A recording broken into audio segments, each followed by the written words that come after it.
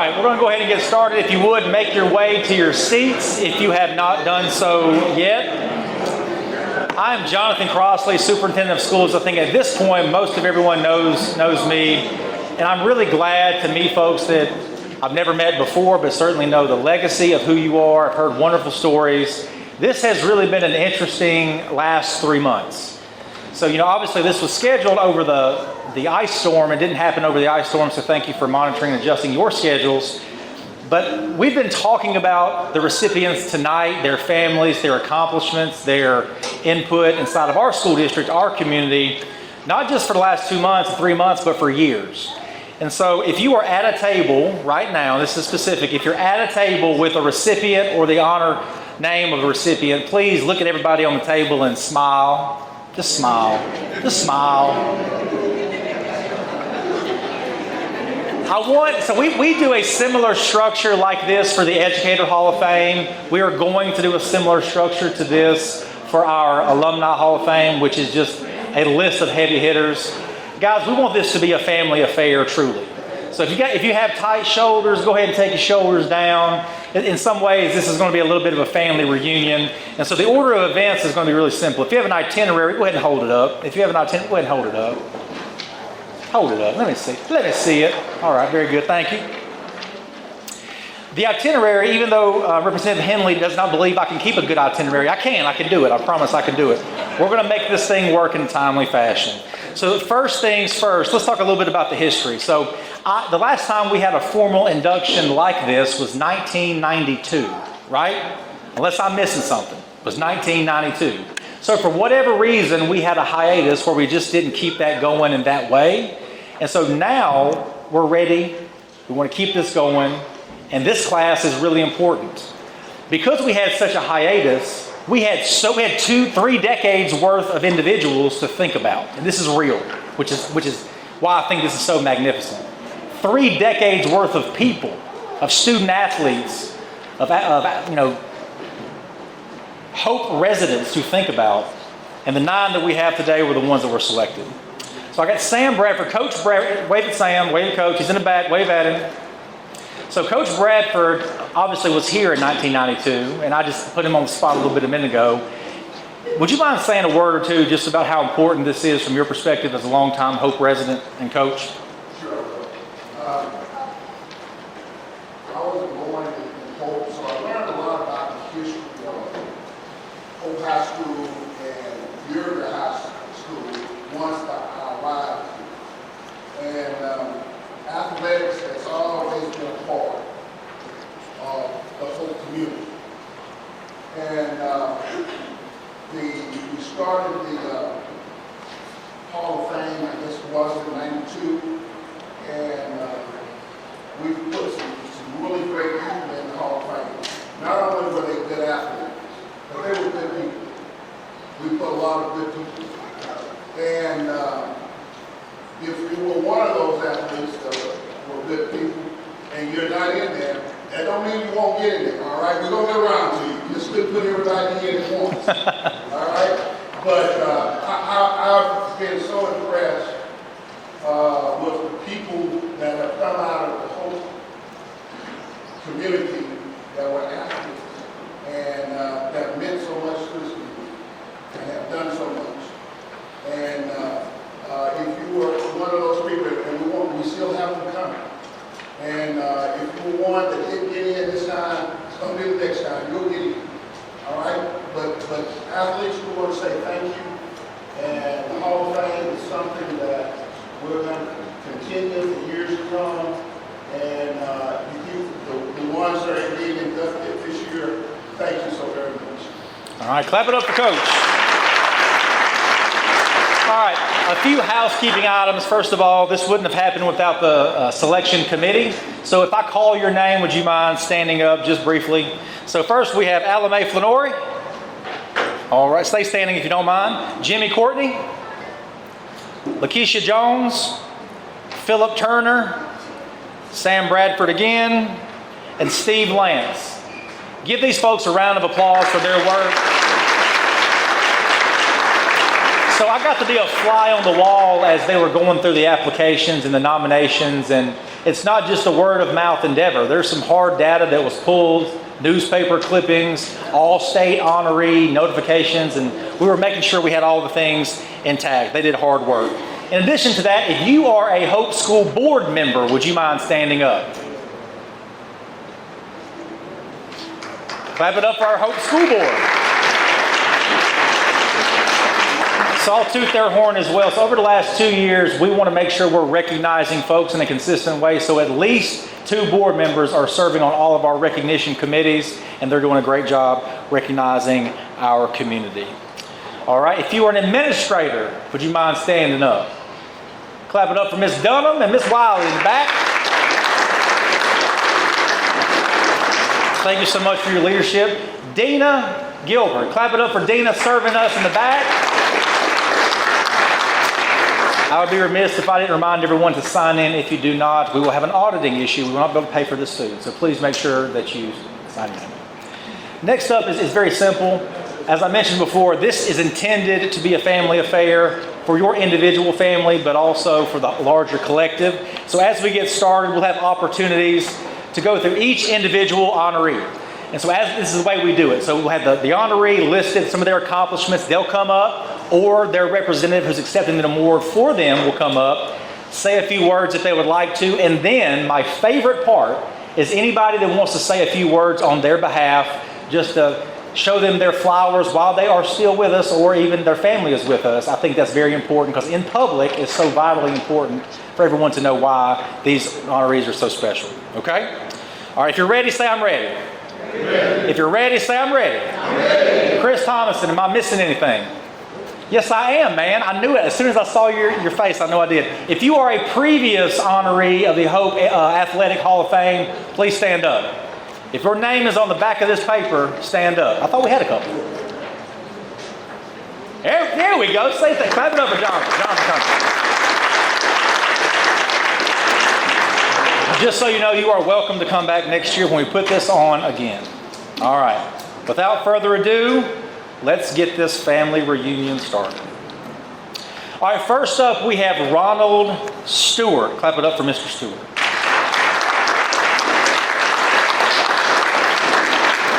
Ronald Stewart's athletic journey began with family. Raised in Hope and surrounded by older siblings who excelled in sports, Stewart grew up watching greatness up close. His brothers competed in track, football, basketball, and his sisters were standout track athletes. Seeing their success sparked something early in him, an interest that quickly became a personal mission to follow in their footsteps and represent the Stewart name with pride. One of Stewart's proudest athletic accomplishments came when he earned a college football scholarship to Lincoln University in Missouri. With finances tight at home, the scholarship meant more than just recognition. It was an opportunity. It allowed him to pursue a college education without placing additional burden on his family and confirming that his performance and dedication had opened the doors with his hard work. Among Stewart's most memorable athletic experiences was the game against Tennessee State University in St. Louis. As a freshman from Hope, Arkansas, and a starting quarterback, he found himself competing inside the same stadium used by the St. Louis Cardinals. Even though the team lost, the moment was unforgettable.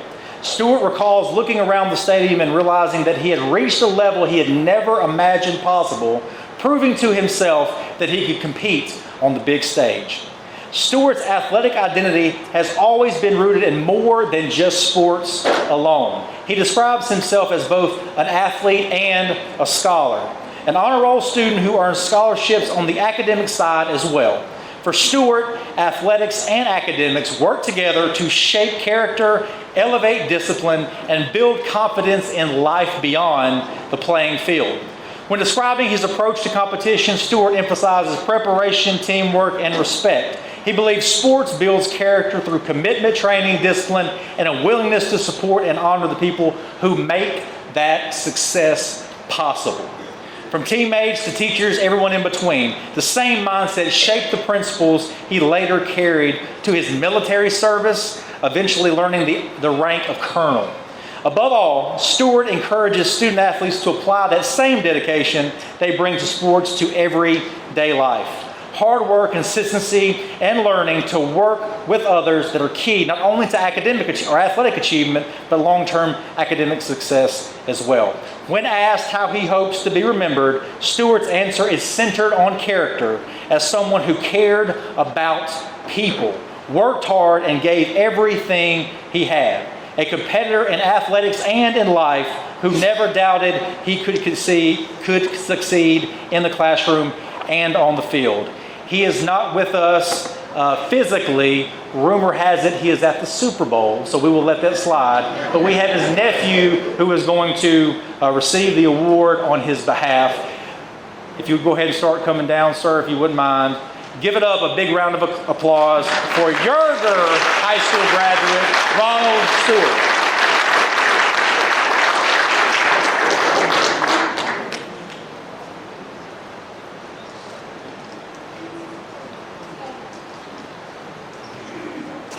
Good evening, or good afternoon. I would just like to say on behalf of my Uncle Ronald Stewart, he called me about 12:30 and asked me if I would come out to accept this award for him. But it's a pleasure to be here, and it's an honor to accept this on behalf of Ronald F. Stewart.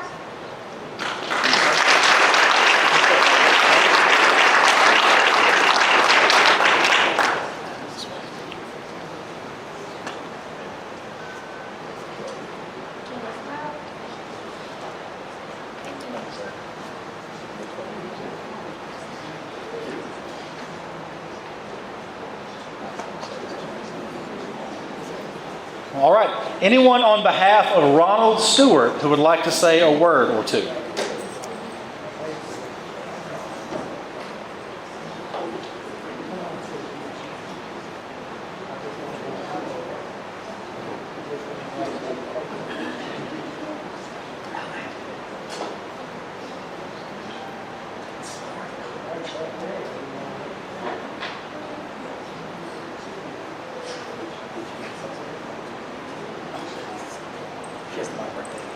Thank you.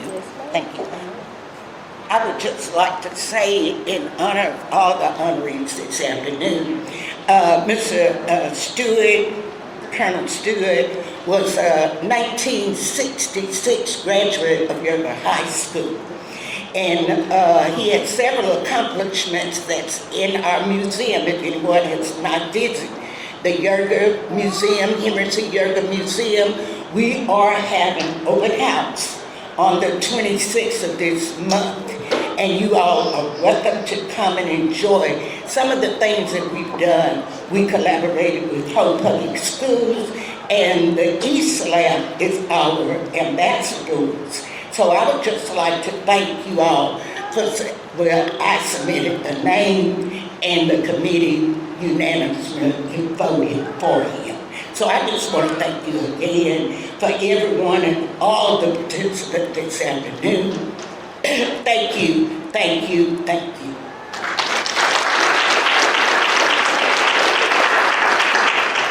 All right. Anyone else on behalf of Mr. Ronald Stewart?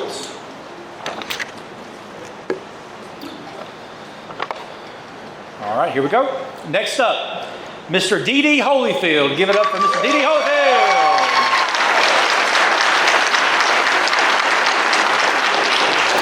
D.D. Holyfield's athletic journey began early at just about 4 years old, when his father coached Pee Wee football in 1988. From the start, football wasn't just a sport, it was a family tradition.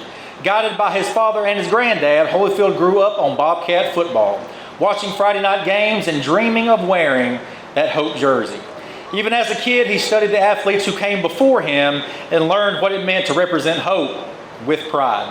When reflecting on his proudest moment, Holyfield points to something deeper than stats, sharing the field with his older brother. Watching his brother's work ethic, leadership, and success helped shape his standard. One of his most unforgettable memories came during his sophomore season against Harrison, when they played together on the same side, an experience he still considers one of the greatest moments in his life.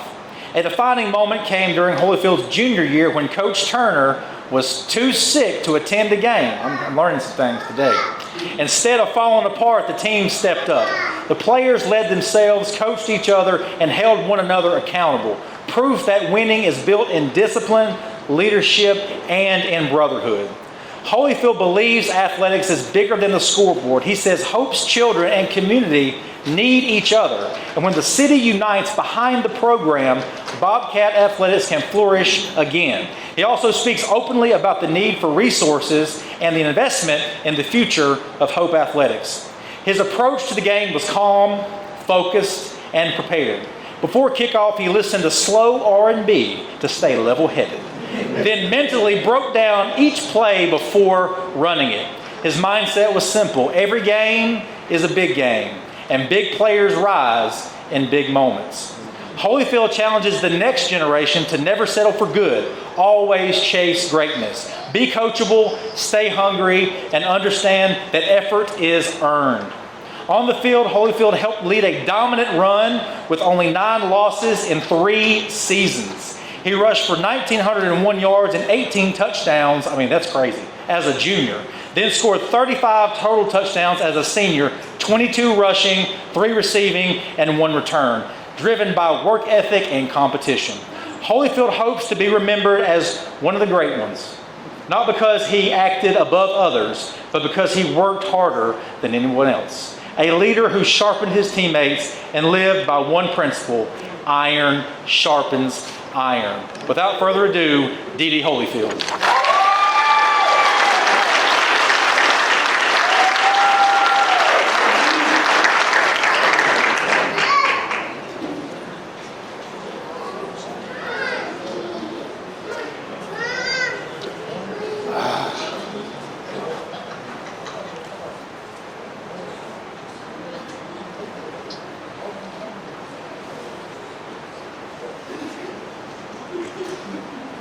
First of all, I'd like to thank God.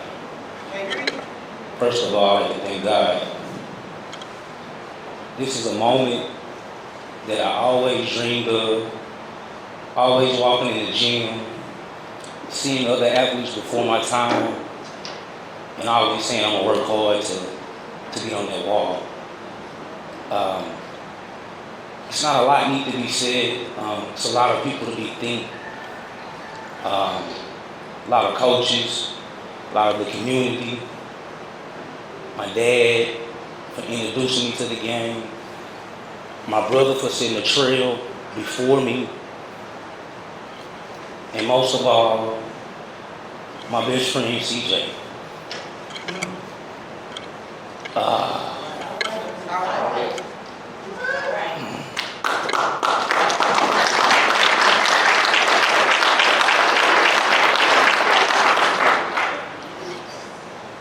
Nobody really knows the competitiveness that we had with one another to make each other great. No one shine better than nobody. We all work together. I would like to thank every player that I ever shared the field with, whether it was against me or I shared a jersey with you. I thank you. This is just not my award. It's y'all award as well.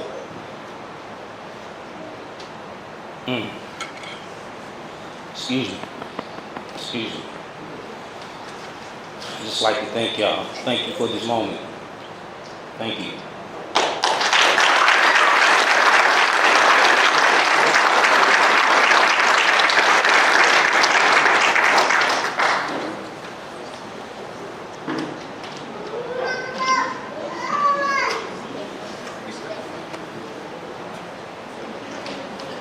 All right, anyone on behalf of D.D. Holyfield, please? I think we have a walking mic that's going to come to you.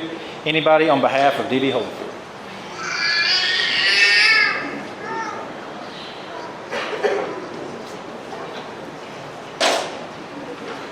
Good afternoon, everybody. How you all doing? It's a pleasure to be here today with all these great people in this auditorium today. But I get so choked up with my son. I started him at 4 years old. Like he said, him and CJ play against one another. Cecil is with CJ dad. We competed. He had the green team and I had the red team. When CJ make a touchdown, D better stop it. Cecil did the same thing. These guys grew up together like brothers. They were brothers. In behalf of my dad and my sister, that really, really, truly was Bobcat fans. Truly was Bobcat fans. Mr. Holden just asked me while ago, when are we going to ask about Holden? I don't know. I just can't tell you because it seems like they don't stop there. But again, thank all you all for thinking about my little baby boy. It means a lot to me. For me to be able to see him being inducted into the Hall of Fame, that is great for me. I might not see nothing else, but I got a chance to see my baby inducted into the Hall of Fame. Thank all of you all.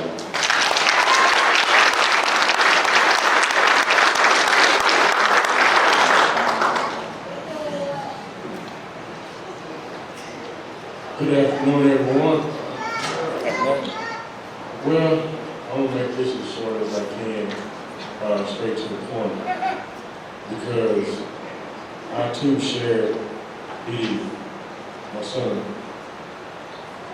When I first got a chance to be around this young man, watching him play football, and Cecil and I were football coaches when he got up in the high school.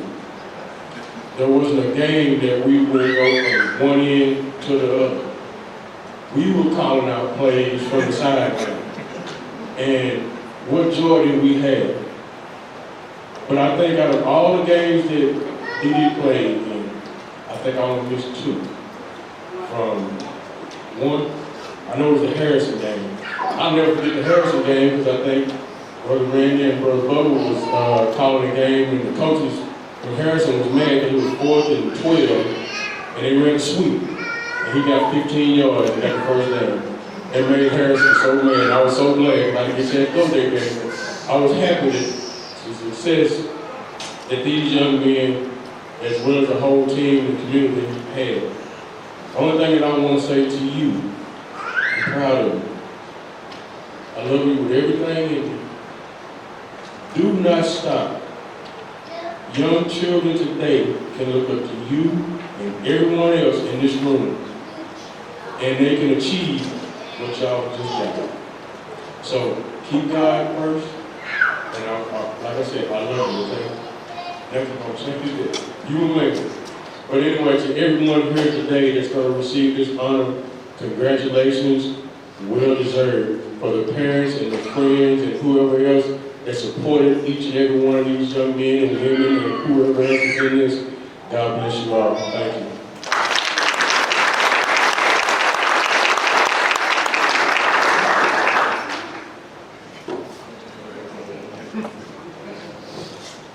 Good afternoon. Each inductee that's on that sheet of paper, I know them well, played with them, or I coached with. It's my pleasure to coach each and every one of them. When Billy was a junior, and CJ was a junior, we went to Wynn, Arkansas, to play in the semifinals to go to Walmart. And we had to go into overtime. CJ caught the time touchdown. We had too many men on the field, but they didn't see it. And we didn't know it until we looked at the field. And the whole field didn't need to be out there, but it was. And we had to go to overtime, and they got the ball first. We got the ball first. We held them and tried to field goal and missed.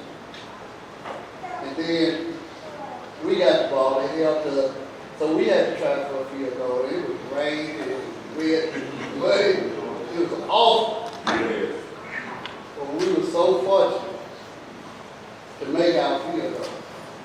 And that sent us to the state finals in Little Rock. Got to Little Rock, we was out of our plan move that week because we had the kids doing something different every day. And I still said that was the coach's fault. But everybody was celebrating because it had been so long since Hope had been to a final of the state championship football game. So we got out of our character. And the coaches was enjoying it just as much as the kids were. And we got to Little Rock. We had opportunities to win, but things just didn't happen that night. Because we weren't in the same mode that we had been in during the regular season. But like I said, I coached every one of them, or I know them well, or I played with them. Bubba and Randy, we was teammates in high school. Bubba was the young one, he was behind us a year. But Randy and I was on the same team when we were seniors. And we went 73 that year, but the year before that, I think we did a lot better than we did that year. But anyway, I just want to say for all these young men and young ladies, they were great individuals. They had great character.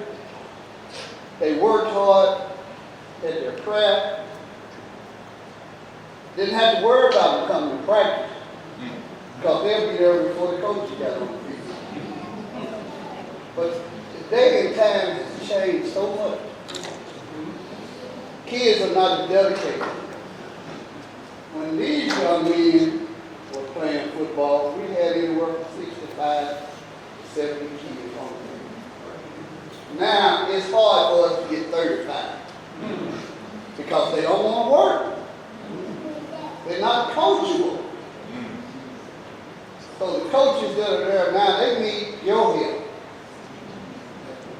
your support, and your back. Because when they look up in the stand, they only see 50 people up there that's rooting for them.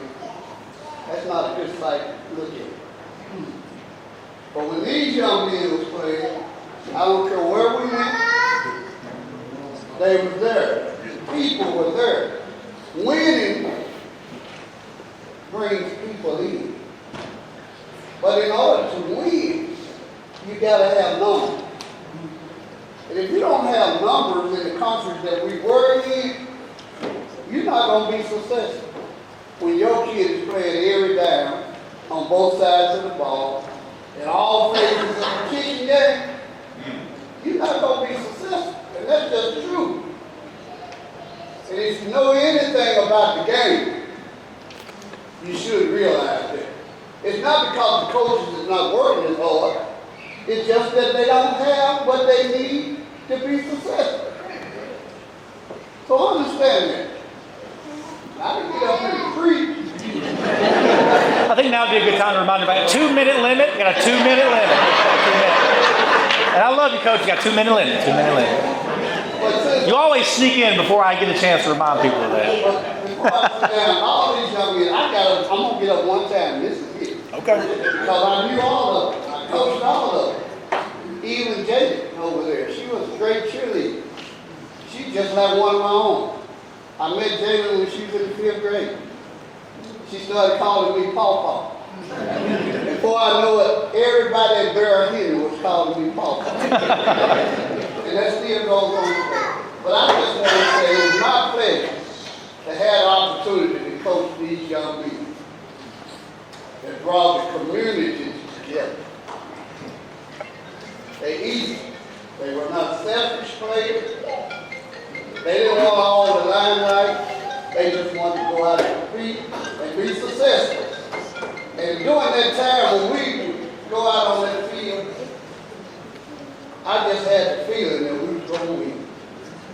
And that's a great feeling to have. I didn't worry about it. I let the game took care of itself.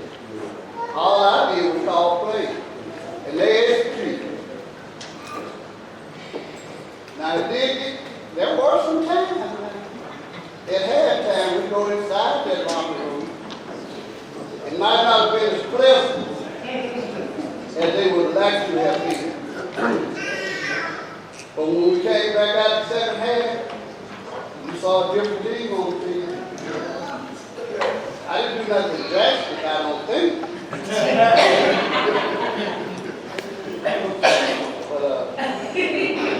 I'm just proud of each and every one of them, and I thank you. And I thank you.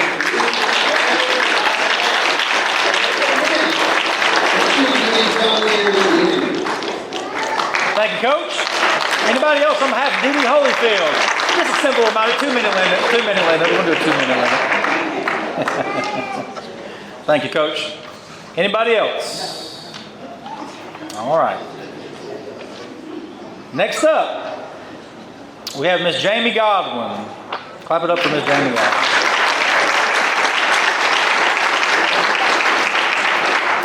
So Jamie's athletic journey began with family.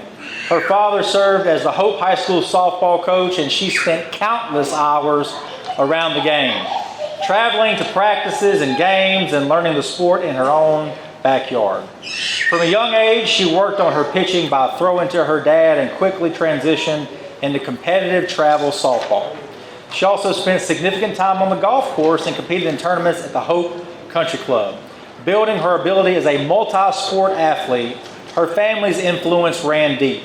She also spent time with her brother as he played baseball and golf. When reflecting on defining moments, her parents point to the level of dominance and consistency she displayed during her junior season in 2011. She pitched every inning of every game and helped her team reach the state championship game in Fayetteville.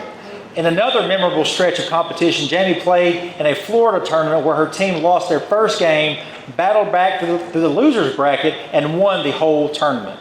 During that run, she played in 9 games and pitched in 5, showing toughness, endurance, and leadership when it mattered most.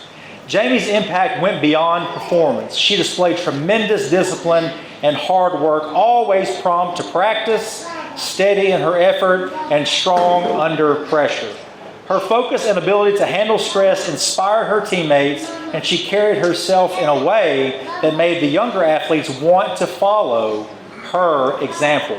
She set goals, managed time well, and balanced athletics and academics, earning satisfaction not just from winning, but from improving. Her approach to competition was championship-minded. She controlled her emotions, set the tone of the game, and believed in herself and her teammates, and did whatever it took to be successful. No matter the stage, softball field, or the golf course, Jamie competed with a positive attitude and genuine joy. She played hard, stayed confident, and carried a single simple motto that defined her legacy: I refuse to lose. Jamie's advice to the next generation reflects who she was as a competitor: work hard, believe in yourself, stay focused on goals, and be coachable. Accept criticism, learn from it, and use it to grow. Her example also extended into mentorship, where she worked with younger girls in softball, especially helping with pitching lessons, and many of those athletes looked up to her for that. Jamie will be remembered as supportive, reliable, and fully committed, an athlete who competed with heart, represented her community with pride, and gave everything that she had in every practice and every game. Posthumously receiving her award will be her family. Give it up for Miss Jamie Godwin.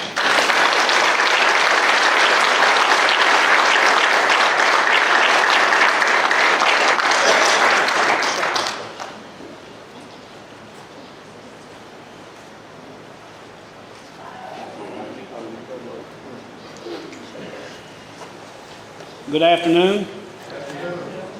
And on behalf of Jamie, we're proud to accept this award. It's a very prestigious award. So many good people, like Coach said before, is in the Hall of Fame, and it's just an honor for her to be selected. And if she was here today, she would be honored and proud. Said I wasn't going to do this, but I always do. But on behalf of Jamie, thank you so much.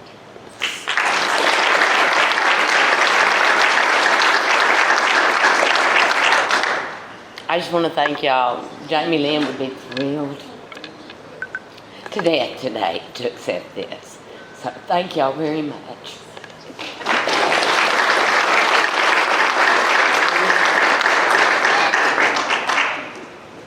All right. If anybody would like to speak on behalf of Jamie Godwin, please do so at this time. We should have a microphone that'll come to you.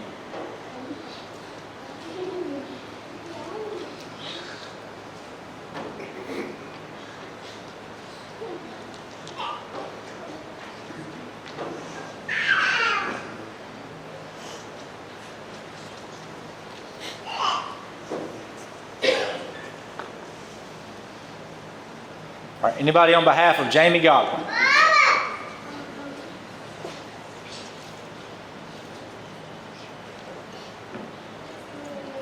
All right. Going once? Going twice. Here's what I'll say. Just on behalf of the committee, we were talking about the actual application and the accomplishments of athletes. There really are none above Jamie. Just the way that she showed her competitive edge and spirit and commitment to excellence, it was abundantly clear. She was a unanimous selection for the committee, and we just can't thank you enough for being present with us today. So one more round of applause for Jamie.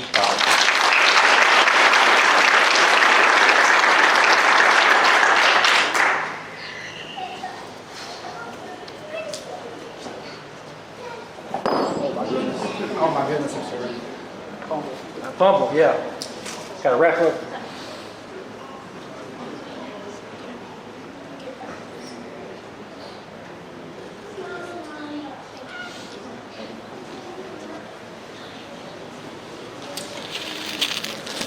Apologize about the fumble, Coach, but that is a testament to how sturdy those awards truly are. So thank you very much. All right, next up we have Jaden Symington. Clap it up for Miss Jaden Symington. So Jaden Symington's athletic journey was inspired by her family, especially her aunt, Coach Kirby Turner. Okay, all right, I'm remembering. I'm getting the picture now.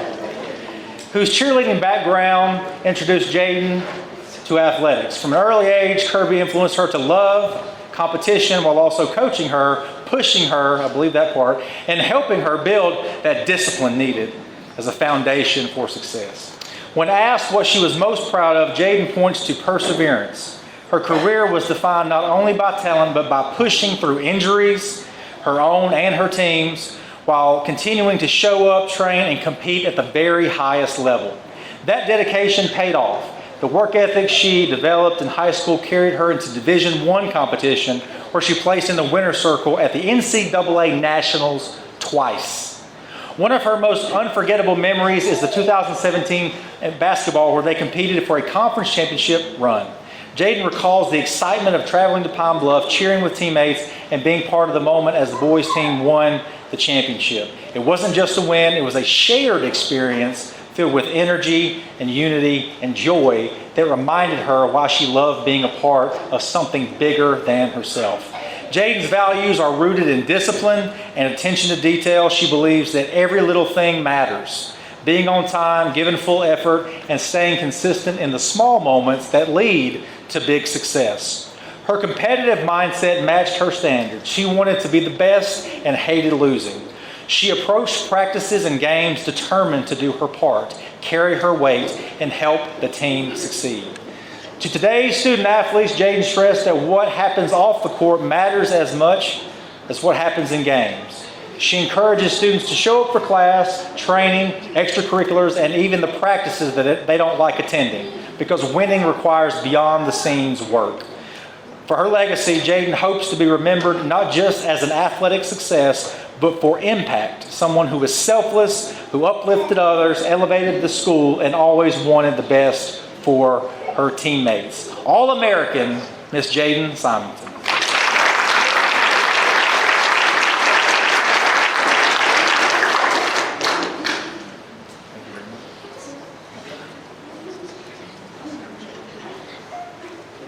Hello everyone, I just want to say thank you all for being here. I'm very thankful and blessed to be able to receive this honor. I would like to thank all of my coaches, teachers, my family, administration that I bothered every single day while I was in school. Thank you all for the life lessons you've taught me, the support you've given me, the encouragement that I needed to kind of just be where I am today. So I just want to say thank you.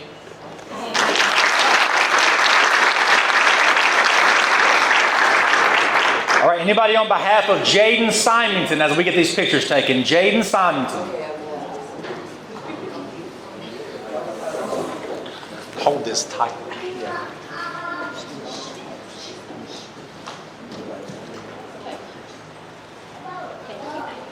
I'm Coach Bradley. I was Jaden's cheerleading coach pretty much since she was born.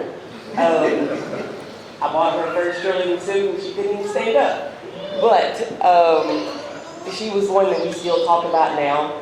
My girls look up to her. Her face is all over the locker room, along with other girls that I've had make All-American. Jaden went through with me when I was pregnant.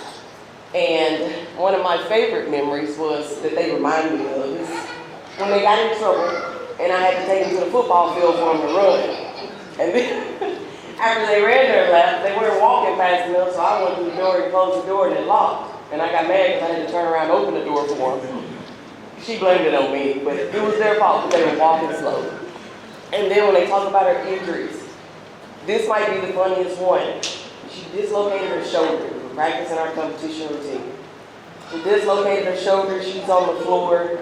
We go and get the trainer, and all she says is, well, if y'all give me my tea over there, I can take a sip and I'll be just fine. And she gets back up and she does it again. But she was one of the great cheerleaders that I've had, along with other nieces that I've had to come through to cheer with me as well. And I can't wait to have more cheerleaders in the Hall of Fame. All right, anybody else on behalf of Miss Jaden Simonton? Anybody on behalf of Miss Jaden Simonton, All-American Cheerleader? That's your new title. I'm just going to do that everywhere you go. Tell me don't speak. Up to you. All right, clap it up one more time. All right, a familiar face. Mr. Ricky Rhodes. Clap it up for Mr. Ricky Rhodes. Coach Rhodes' journey in athletics began in a competitive home environment that shaped his mindset from an early age. As the youngest of three brothers, he learned quickly how to keep up, work hard, and hold his own. With encouragement from his family, he began playing Little League football, where his love for competition and determination started to stand out. One of the proudest moments of Coach Rhodes' athletic career came when he signed his letter of intent to play college football. Inspired by older students earning a scholarship through athletics, he set that goal early, determined to create the same opportunity for himself. Signing that scholarship was a milestone that represented years of discipline, sacrifice, and belief. When he reflects on a defining moment that captures why athletics matter, Coach Rhodes remembers a powerful game against Arkadelphia during his junior year. His team entered halftime down 17-0, while injuries created even more adversity, including a teammate being carried to the locker room on a stretcher. In that moment, something changed. Without instructions or speeches, the team united emotionally and mentally, determined to overcome the deficit. Coach Rhodes described as one of the most incredible examples of pure unity and shared purpose that he ever witnessed in athletics. At the heart of Coach Rhodes' message to athletes is a commitment to character, hard work, discipline, and respect for instruction. He believes success begins with preparation and humility, the ability to learn and follow leadership because someone will always be in charge. And those who succeed are those that are willing to work. Coach Rhodes describes his competitive style with confidence and intensity. Whether he was the most talented player or not, he believed that no one would outwork him. And he approached every competition with that mindset. His advice for today's student athletes remains direct and timeless. Be a student first. Athletics requires discipline, and that same discipline must show up in the classroom. Coach Rhodes believes focus and respect for teachers is what ultimately prepares young people for life beyond sports. When it comes to legacy, Coach Rhodes hopes to be remembered simply and powerfully as someone reliable. A person who showed up, carried his weight, and did his part for the Bobcat program and community with consistency and commitment. Lifetime Bobcat current coach, Hall of Fame inductee, Mr. Ricky Rhodes.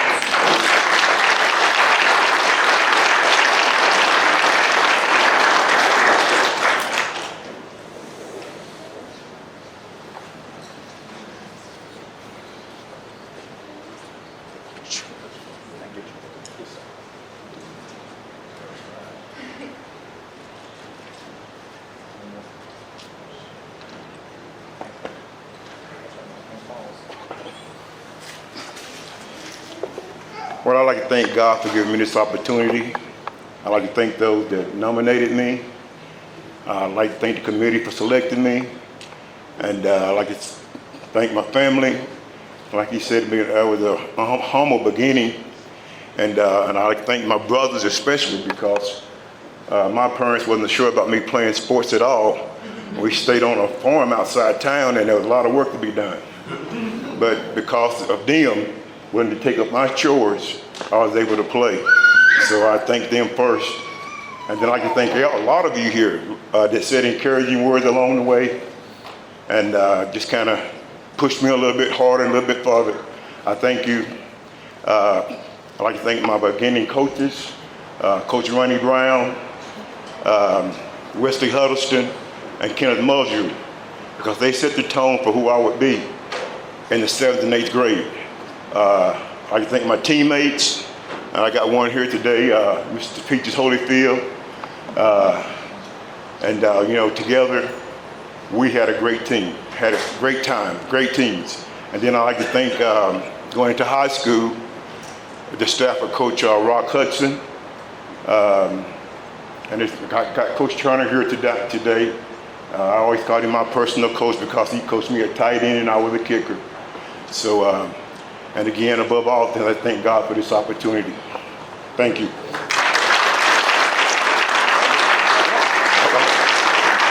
All right, anybody on behalf of Coach Ricky Rhodes? You almost put you on the spot. You almost have no choice, Peaches. Now you got to come forward. Ricky Rhodes.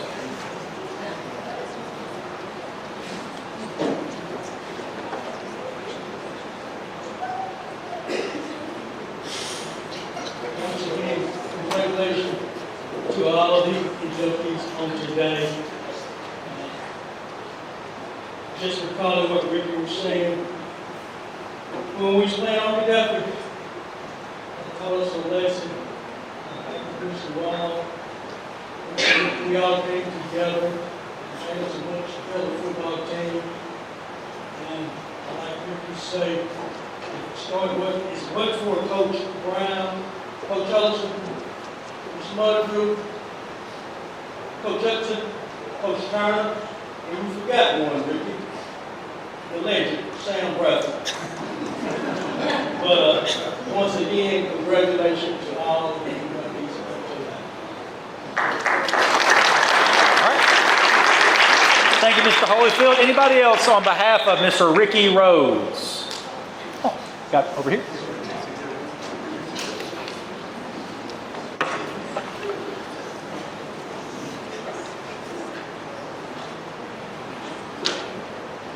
How y'all doing today? I couldn't let the day go by. I live my day in life. Not playing. You got all kinds of stories. All kinds of stories. But say at my height, we were on TV recently. But anyway, I had to say that they're really proud of it.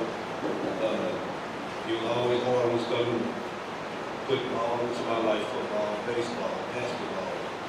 He was hard, but he was fair.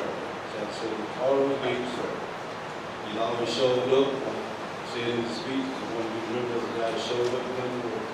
And I carry that today in my life. Show up, do the work, put my best foot forward. I want to say again, proud of him.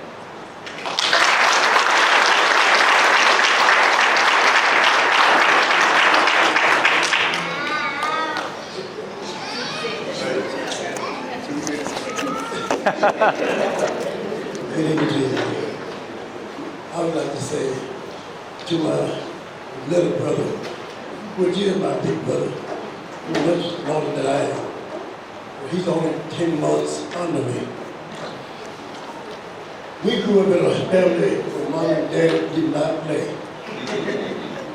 You had to do your chores before school and after. We had to do it every day. But when no talking back, you get out and do it. But with Ricky, I guess mom and dad saw something a little different in him. Like on this paper, it said he believes no work without work here. I had to do my work. Whatever he did. And most of the time, it was us boys, me, Terry, and my other brother, and my other two brothers that's gone on to glory, Larry and Kit. But we had a nice time coming up as a family. But we worked. We work. When I say work, these kids now they don't know what work is. We work. And I'm proud of Ricky. I'm proud of all of you young men and women that they put into the Hall of Fame. May God bless you all. Thank you.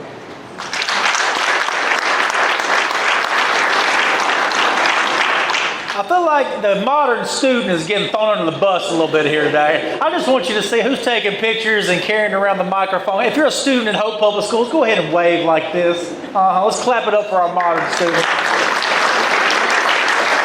We have a wonderful communications department. I'll take this opportunity. Tony McLean is our communications director. Clap it up for Tony. All right.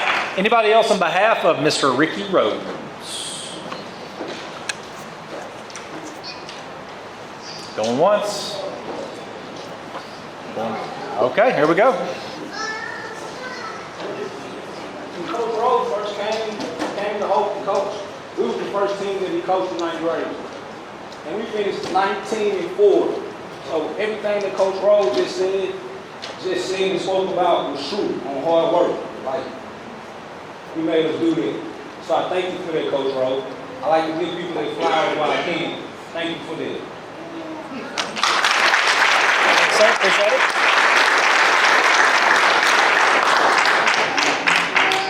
All right. Anybody else on behalf of Mr. Ricky, Coach Ricky Rhodes? All right. Okay. Here we go. On behalf of the Rhodes family, I'd like to thank everybody that was on the committee that helped nominate my husband. He is the epitome of a coach. He really is. I have heard over the years, especially my boys, they would always say, I don't want that coach. Because he's harder on his own than he is with other people. But he treated them all like his children. Like his children. A lot of people don't know how many children have actually been to our houses and ate. They would actually wait for me to get through cooking. They would eat, and then they would go home. He would always say, those are my boys, Liz, those are my boys. But I want him to know that I'm very proud of you. I love you, your family love you, and of course your grandboys definitely adore you. So you keep doing the right thing. Because God knows, we trust God, we follow God, and without God, none of this would be possible. So on behalf of the committee and everybody that was part of the selection, thank you all.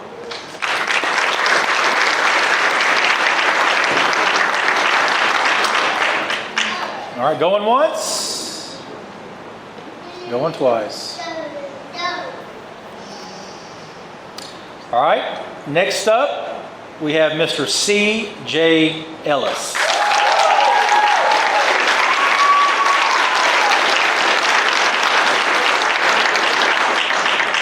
CJ's athletic journey began with inspiration close to home, his father.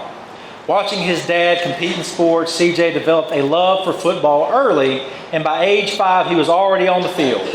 Though he was smaller than many players, CJ played with fearless confidence. Once people saw how hard he hit and how tough he played, nobody questioned if he belonged. One of the proudest moments of CJ's early career came in Little League when he was named MVP, followed by a game where he delivered the winning touchdown. Even then, it was clear CJ was built for big moments and for high pressure. CJ's love for competition is rooted in perseverance. As a baby, he was placed in a full-body cast after an accident, something that could have changed everything. Instead, CJ grew up determined to compete in everything he could: football, basketball, track. Later, he tore his ACL his senior year, then suffered 2 more ACL injuries in college. Still, he never quit. He pushed forward into arena football and won a championship, proving that his strength wasn't just physical, it was mental as well. That mindset carried into a strong college career. CJ earned a full scholarship to Southern Arkansas University, received medical years due to injuries, and later played 6 years in the Canadian Football League in Winnipeg. Through every setback, he kept fighting, kept grinding, kept believing. CJ's greatest lesson is dedication. He stayed focused and treated the sport like a mission, letting distractions stay secondary. His dedication became part of the family legacy, inspiring the next generation as well. On the field, CJ competed with relentless confidence. He played every opponent the same, regardless of name, reputation, or hype. He had the mindset that we're going to play our game, and his leadership helped shape a team culture built on intensity, unity, and winning. CJ's advice for young athletes is clear: stay in school, learn your lessons, and dedicate yourself fully. He believes purpose and commitment will keep students focused and out of trouble. CJ Ellis's legacy is more than talent. It's team impact. He will be remembered as a true team player who never tried to shine alone. He brought people with him, lifted others up, and helped create the kind of brotherhood that wins championships. His story is proof that greatness isn't just what you do, it's what you bring out in others. Give a warm round of applause. His family is going to receive this award for him, Mr. C.J. Ellis.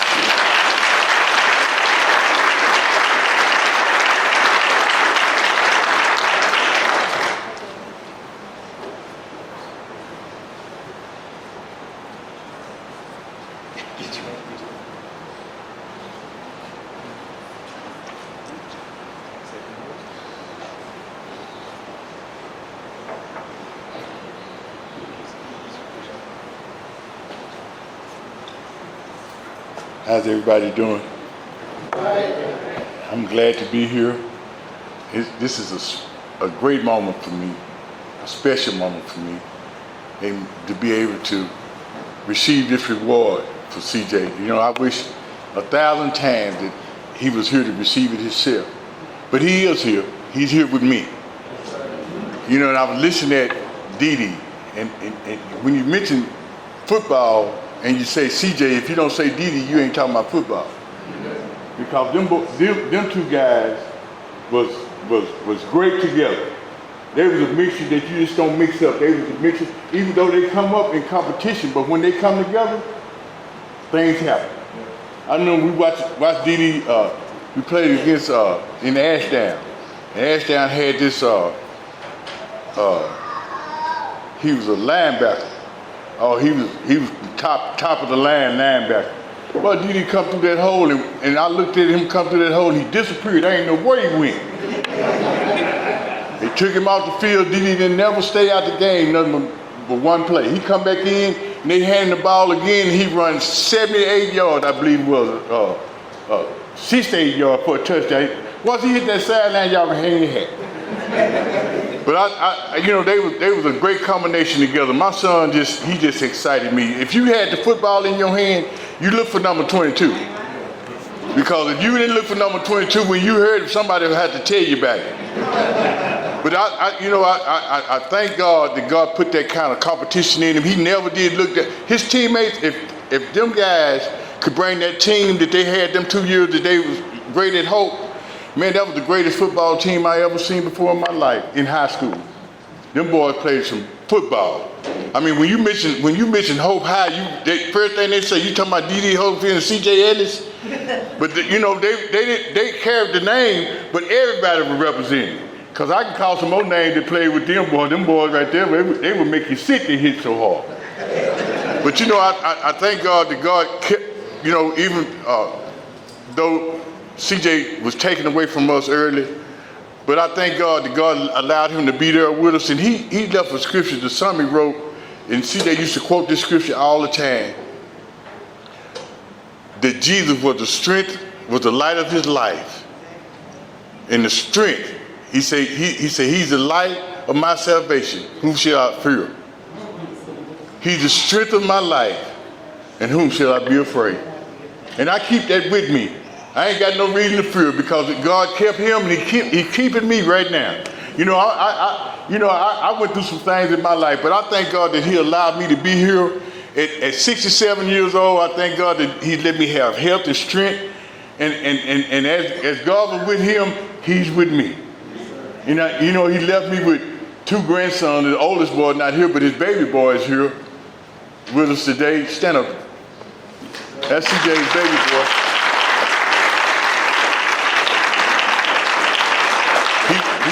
He went through a lot of adversity himself. He lost his daddy early, and then he lost his mama just last year. He lost his mom. But he's still hanging in there tough. You look at him, you don't look like a boy that done lost both of his parents. But God is good, ain't it? Amen. Always He's good. And I thank God for y'all that voted for CJ to be in this Hall of Fame. Man, when they called me, I was at work. When they called me, and Coach, he called me and said, "Sis," I said, "Yeah." I said, "Oh man, I wonder what they done happening." He said, "Well, we just called you to let you know we plan on inducting CJ in the Hall of Fame." Boy, I don't know what happened. My whole confidence just went up in expectation. But I thank y'all for voting for my son. Amen. I thank y'all for just being the people. It takes a community to raise a child. How many know that's right? It takes a community. And I think because of the competition that him and Dee Dee had is the reason why they were so great. Because even when they were little, Dee Dee started at 4, CJ started at 5, and when they hit the football field, whenever they hit the football field, when they were playing football, they was recognized. So y'all, I thank y'all again, and y'all pray for me.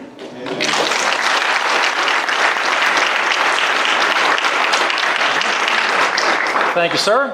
Anybody on behalf of C.J. Ellis? Well, Coach, I know you were giving a speech earlier. You was talking about the win game. If it wasn't for CJ, we don't go to state. He blocked the punt. No, the punt. He blocked the punt. After blocking the punt, he got the pass. So without him, we don't go. So a lot of people don't know CJ was a true football player, athlete. He play anywhere on the field, no matter where you put him, he will be great at it. And I just wanted to go through and just let you know that, Coach, like without him, we don't go.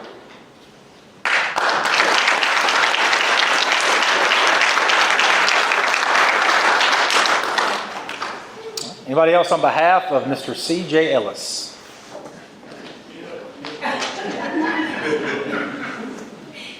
You can't talk about it more. I talked about the other.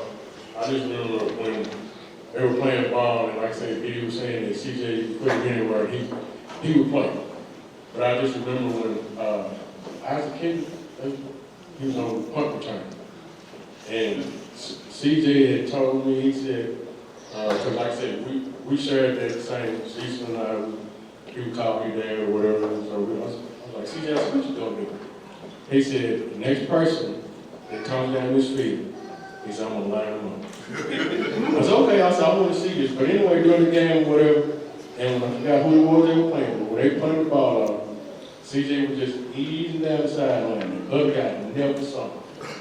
When CJ picked his speed up, and that guy saw him, when I say he folded that guy up, and CJ looked up in the stands, well, she's like, wasn't in the stands, never in the stands.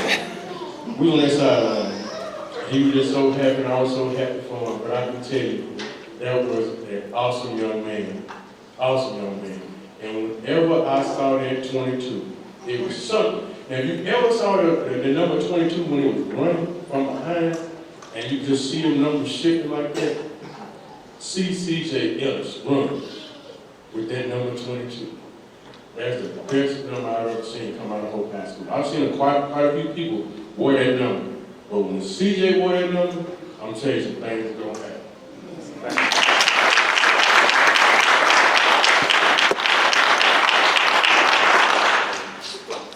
I was going to actually speak on Dee Dee, but I couldn't actually speak on Dee Dee without waiting on CJ. I played up under these guys. And man, we used to hate going to practice. The other classmen used to hate going to practice behind the O2 that came out, but the boy hit you. And they picked on us, they used us as some dummies. They got live dummies, you know, we was live dummies for them. And they used that to their advantage. They beat us. We couldn't even play the game because they beat us up so bad during practice. But I stood up to say this. Behind both of them great young men, they had great mothers coming behind me.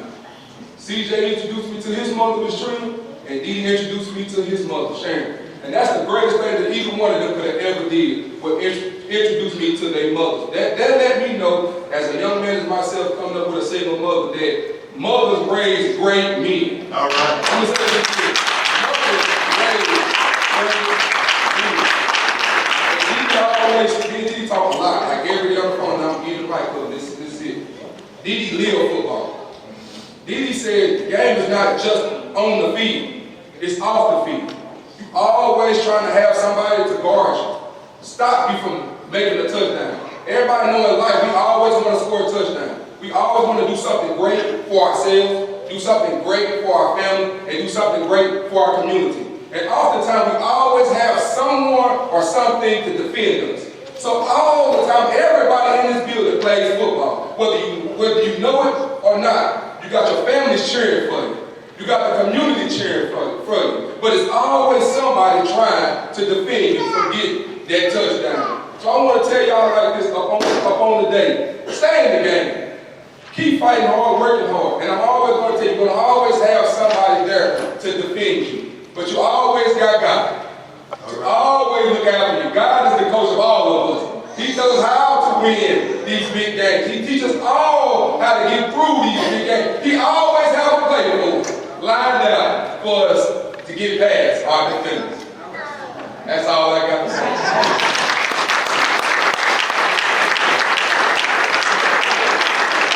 So Sam, you go ahead and pass the offering plate real quick so let everybody leave. Yeah, go ahead and pass it. I'm gonna tell the truth. Not only were they pretty good football players, but they also played basketball, and they were pretty good basketball players. They were pretty good. But to see Dee is to see CJ. And I learned how to deal with them early. It took me a little while. But you couldn't keep them together. You had to separate them. And I'd bring them in my office, we get ready to play a ball game, and then we were playing strictly man because they had speed quickness. And I'd bring them in there individually. I said, bring Dee in there. I said, listen, play our together. What you know? Like we're going to play man. What's up? What I got? I said, I'm going to put you on so-and-so. And we put Dee on. And then we put CJ on so-and-so. I said, I think CJ better than you. He ain't better than me, coach. He's better than me. I said, yeah, I think he's better than you. He ain't better than me. And, he bring CJ in. CJ. You don't play man. CJ on him. CJ on him. I said, he is a little bit better. Here we go again. But once the game came around, whoever I put them on, but those guys were two of a kind, and it take a while to figure them out. Don't put them together. Do not put them together. But once they got together on the floor out there, guys, somebody was going to catch it. And it wasn't us. But those two guys, what you see is what you get. They were always together, and they were always compete, and it was football, and they both played basketball, and then they played track. So they did everything.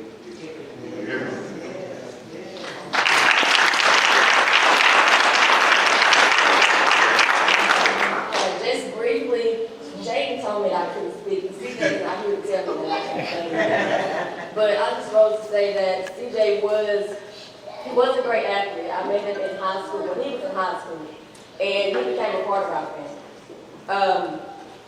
He was Jaden's his first stuntman. She was 2 years old, and in between him and Kirby and SAU, he scared us to death, but he would teach her. And you guys might not know this, but CJ joined the cheerleading team in SAU.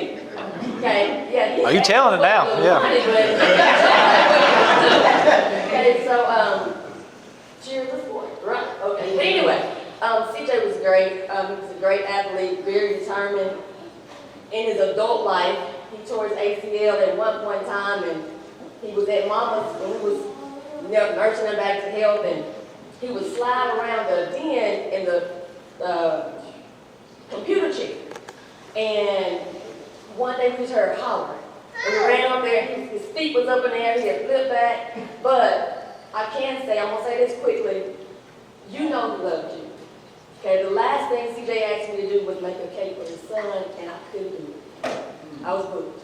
So I go back and look at that message all the time because he wanted, I guess they were trying, well, I don't know. But anyway, he loved his children. Okay, he loved his family. And he most definitely loved football and cheerleading. But to his family, you guys know that we are family. We love CJ to death. And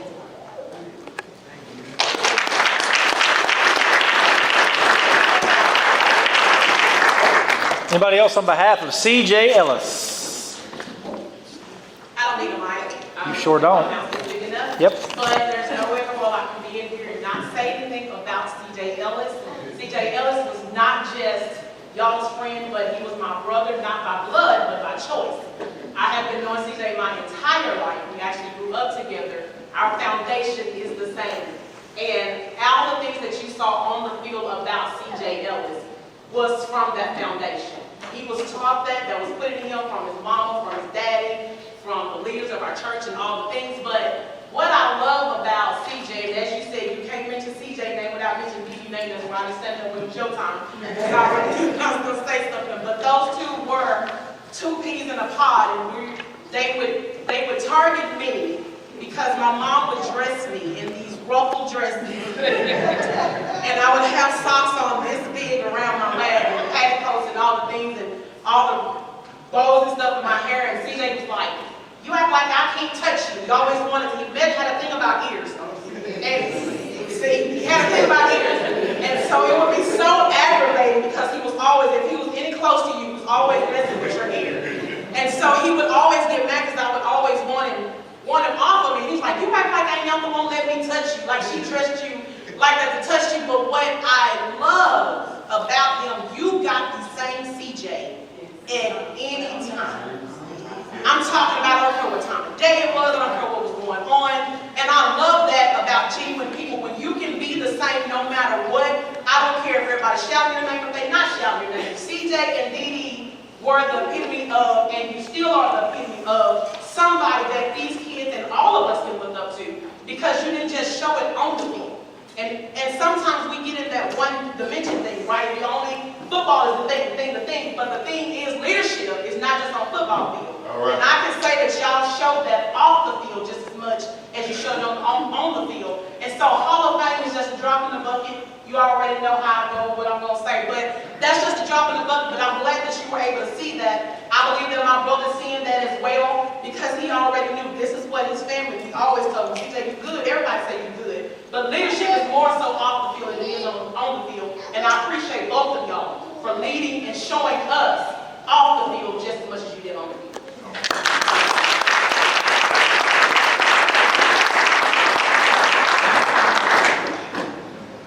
Well said. Anybody else for C.J. Ellis? All right. Here we go. Mr. Ronnie Powell.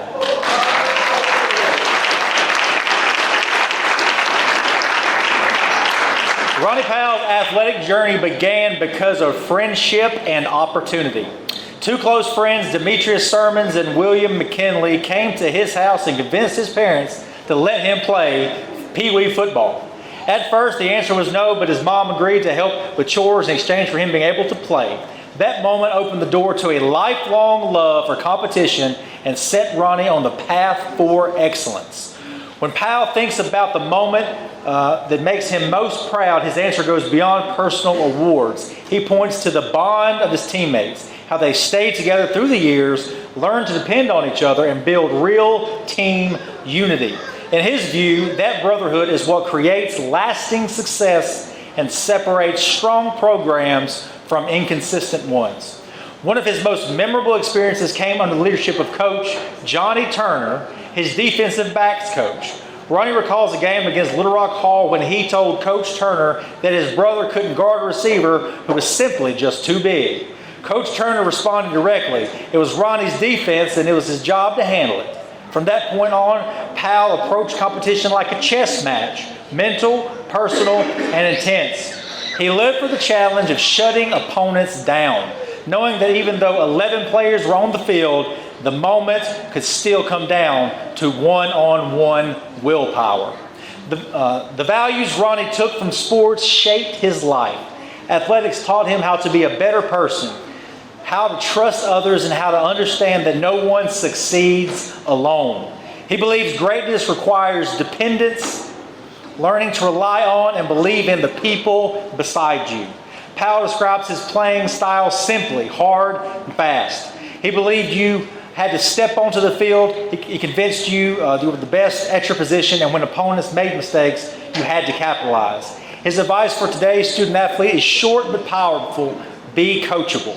No game plan is perfect, and success requires learning in the moment, adjusting quickly, and staying open to guidance. When it comes to legacy, Ronnie Powell wants to be remembered for loyalty and heart. Even when things got hard, even when coaching changes happened and created uncertainty, he stayed committed to being a Bobcat. To him, once you fall in love with the jersey, you don't let success or pressure make you run from it. You stand firm and represent it with pride. It's my honor to present Hall of Fame member, Mr. Ronnie Powell.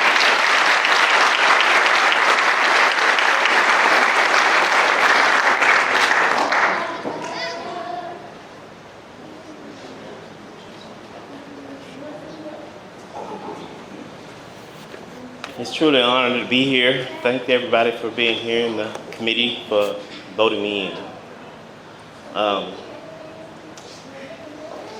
It's a blessing in itself.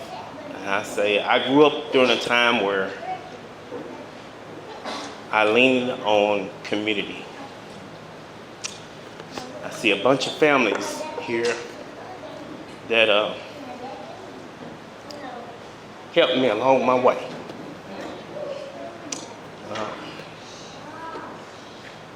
The Bishops, he's no longer here, but he was a fan. Holyfields, Turners, both sets. And I occasionally come across Mr. Bubba, and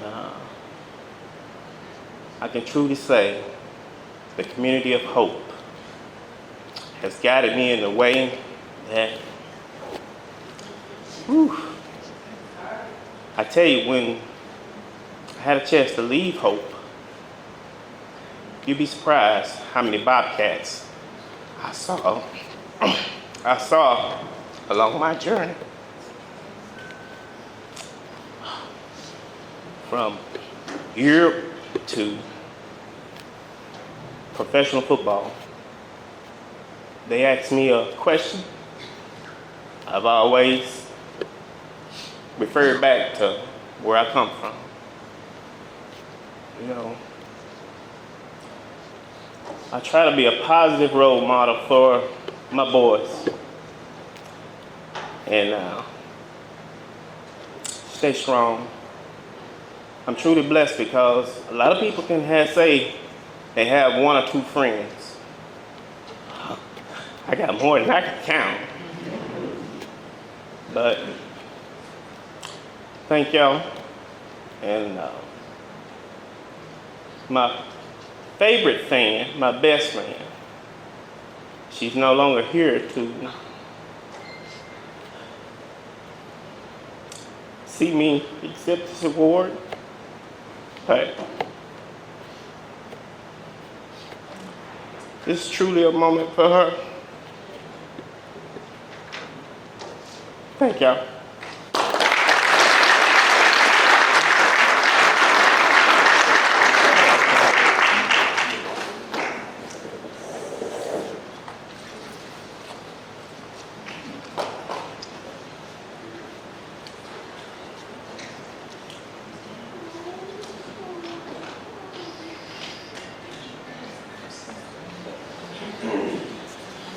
All right. Anyone on behalf of Mr. Ronnie Powell? I really don't need a mic because I yell all the time. But I can kind of say something about everybody that got inducted. But one, like Coach Rhodes, when Coach Rhodes played, my dad was coaching. I was a little kid. I was running around in the dressing room, taking everybody's helmets, running around, acting like I was that football player. But if you knew Coach Rhodes played tight end, he played and he kicked. And during his time, you know these kickers now, they all pretty and stuff, soccer style kicking and all that. Coach Rhodes had this kicking shoe. This black kicking shoe, you bend that toe, you tie that string around. And he was a straight on kicker. And from the 40, Coach Rhodes could kick that ball off and then go through the field goal post just from a regular kickoff. Bubba and Randy, when I was in college playing, that's how I kept up with the Bobcats, because I couldn't go to a game because I had to play on Saturdays. And that's how I kept up with them. DD and CJ, I can consider them like little brothers because for some reason, when they were seniors and they was being recruited, for some reason they came to me, say, how's playing football in college? And I just told them, I said, now in high school it's all fun and games. But when you're in college, it's more of a job because they can get rid of you just like that. And when they went to college and they started playing, I can remember Dee came back and told me. He said, you wasn't lying, it's like a job. And then CJ was the same. And then CJ joined my fraternity. And he came to me, I was sick, he said, can you write me a letter? A recommendation to join the fraternity. At the time I was sick and I wasn't active at the time, but I said, CJ, I can do you one better. He said, what is that? I said, I'll get Dr. Roy Turner to write you one. And Roy wrote him one, and then me and CJ ended up a little closer because he joined the fraternity. Me and Ronnie became, we best friends. Ronnie did something that we all wanted to do. We wanted to go to the league. He accomplished that. And he went to the Cleveland Browns.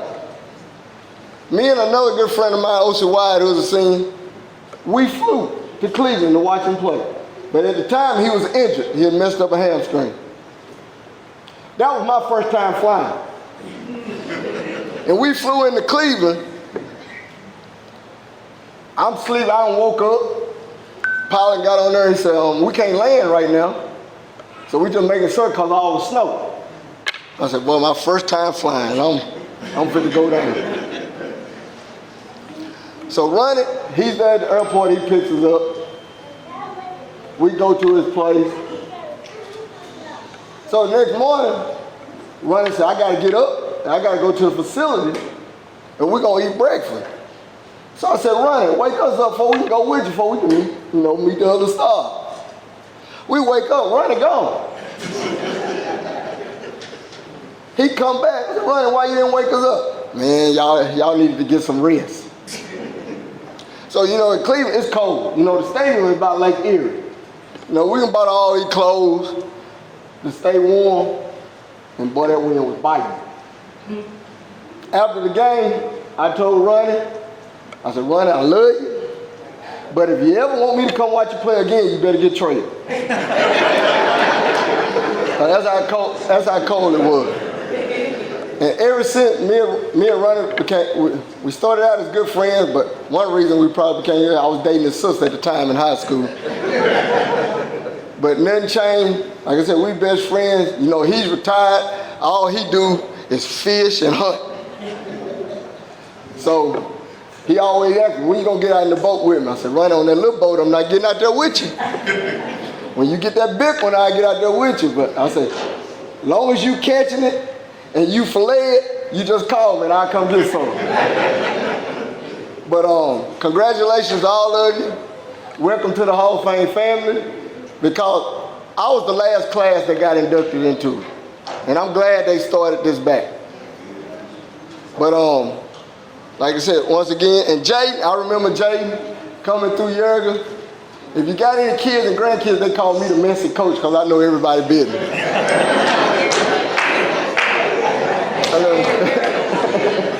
But congratulations, and thank you for the opportunity.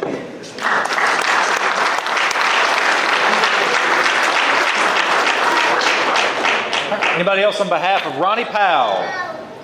I know y'all probably not seen me, but I've been around for a while. And Ronnie, you one of the great ones. You the ones that we looked up to. I remember being at the football field playing football with a coat cup, running between people, telling them to run by. You get what I'm saying? So we did that. But it's a little story that me and Ronnie had. I don't remember. I over the stage, I don't running and he fast, you know what I'm saying? So it's an honor, you know what I'm saying? So we all hang out at the car wash, you know. You know, we say, run with the car wash, you know. They say, you want to run? And I said, oh, run the wild? He said, yeah, I said, I'm already. So I go up there and run. So I'm thinking to myself, boy, I gotta get him, boy. I gotta get out the hole and run because he ain't gonna play. So somehow, I'm the church talking to us, and he said something. Somebody said something to me, said, go run to the off. So I'm trying to catch him. So I couldn't catch him. So I said, run that back. When he said, no. When we get that chin, I'm gonna get that back.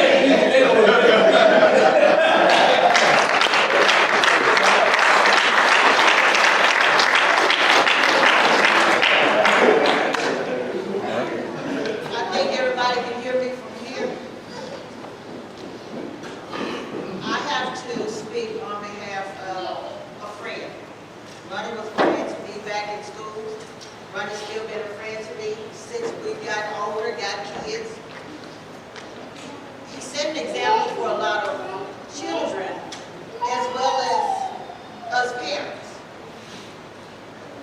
I appreciate the way that he steps up and he shows himself as a role model for his sons. Every man can leave and walk off or anything else, but he's there, and those boys are a representation of him, and they still show the type of man that he is in their life. They look up to their father. I traveled with him back then, loved to see him play. They were that team, that era, we were great. Rachel, you were with us, we were great. Our era was great, give it to us. But everybody looked up to him. And like he said, I didn't play football, but I loved the game. But during that time, I traveled with his mom, who is, yeah, I get it. Today is the day that we all look forward to. She's not here. His siblings aren't here, but I will speak on their behalf. We're proud of you. Thank you for the man that you are. Thank you for the man that you become. Continue doing what you do, and continue to be a role model for those that are still looking up to you, because you are a legend in Hope High School. And everybody knows that. If they don't say Ronnie Powell, there's a story behind it. Congratulations, sir.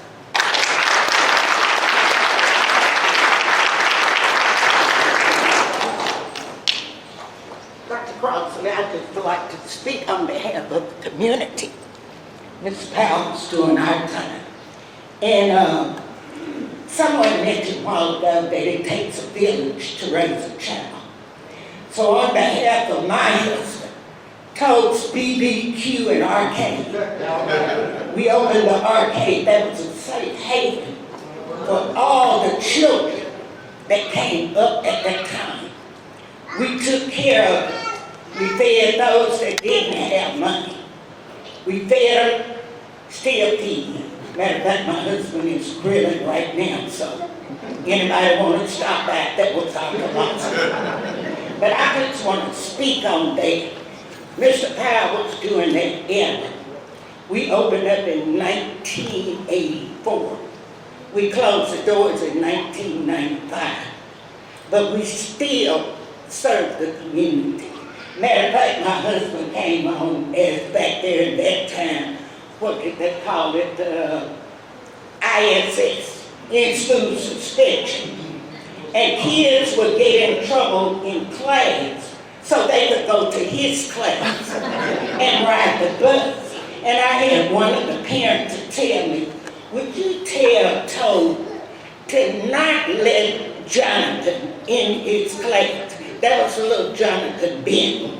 He would get in trouble so he could come hold the bus door for my husband.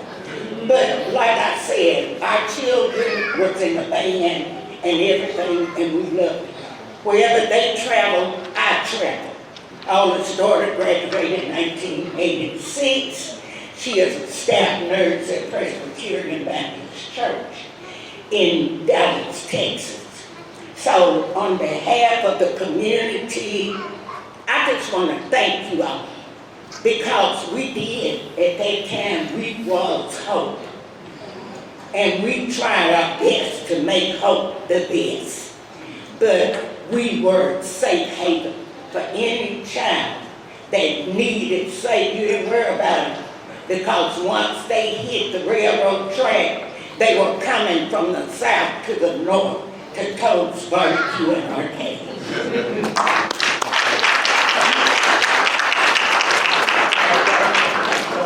I got one more little story. This is when Didi went to the state championship. And I know some of y'all remember this.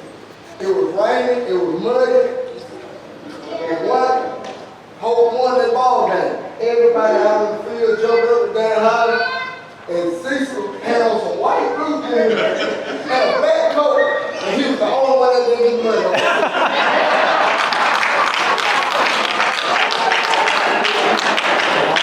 Okay. All right. Anybody else on behalf of Ronnie Powell?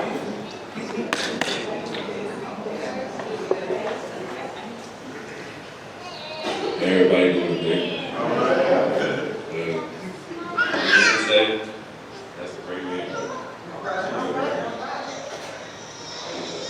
He was my first coach at Pee Wee. He taught me how to hold football, taught me how to hold pole, taught me how to shoot. I just want to say a little bit. Perfect.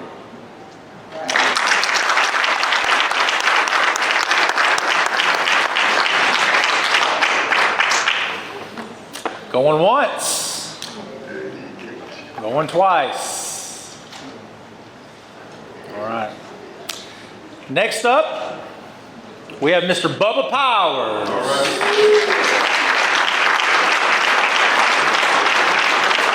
Bubba Powers' Hall of Fame legacy is about more than just football. It's about leadership, service, and being the kind of presence that people trust. As he reflects on his time as a Bobcat and his friendships built through athletics, Bubba emphasizes the lifelong impact of relationships formed when you're young. To him, those bonds on the field, in the classroom, and across the community are the foundation of who you become.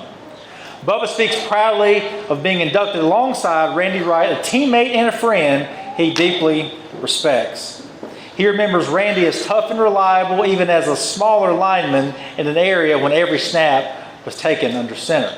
Bubba recalls years of steady consistency, especially the kind you can't measure in stats, like not remembering a single bad exchange between quarterback Ronnie Massinelli and Randy. For Bubba, that speaks to trust and excellence.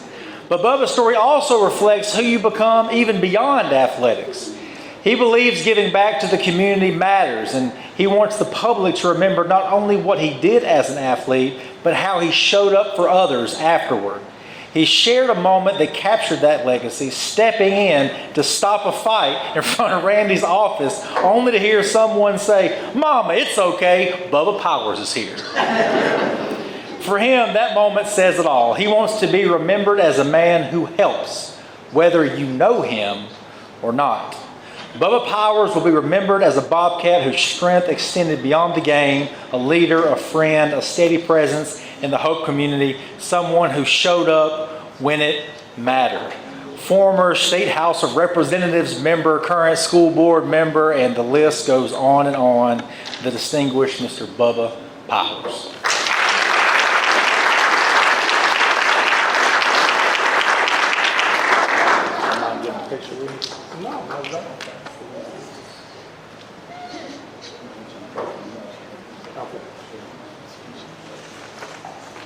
Thank you. What a distinct honor.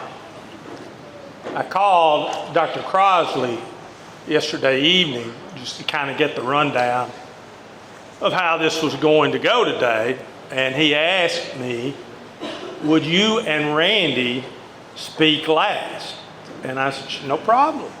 I said, why would that be? He said, well, if Johnny and Jonathan don't show up, the program's going to be too short.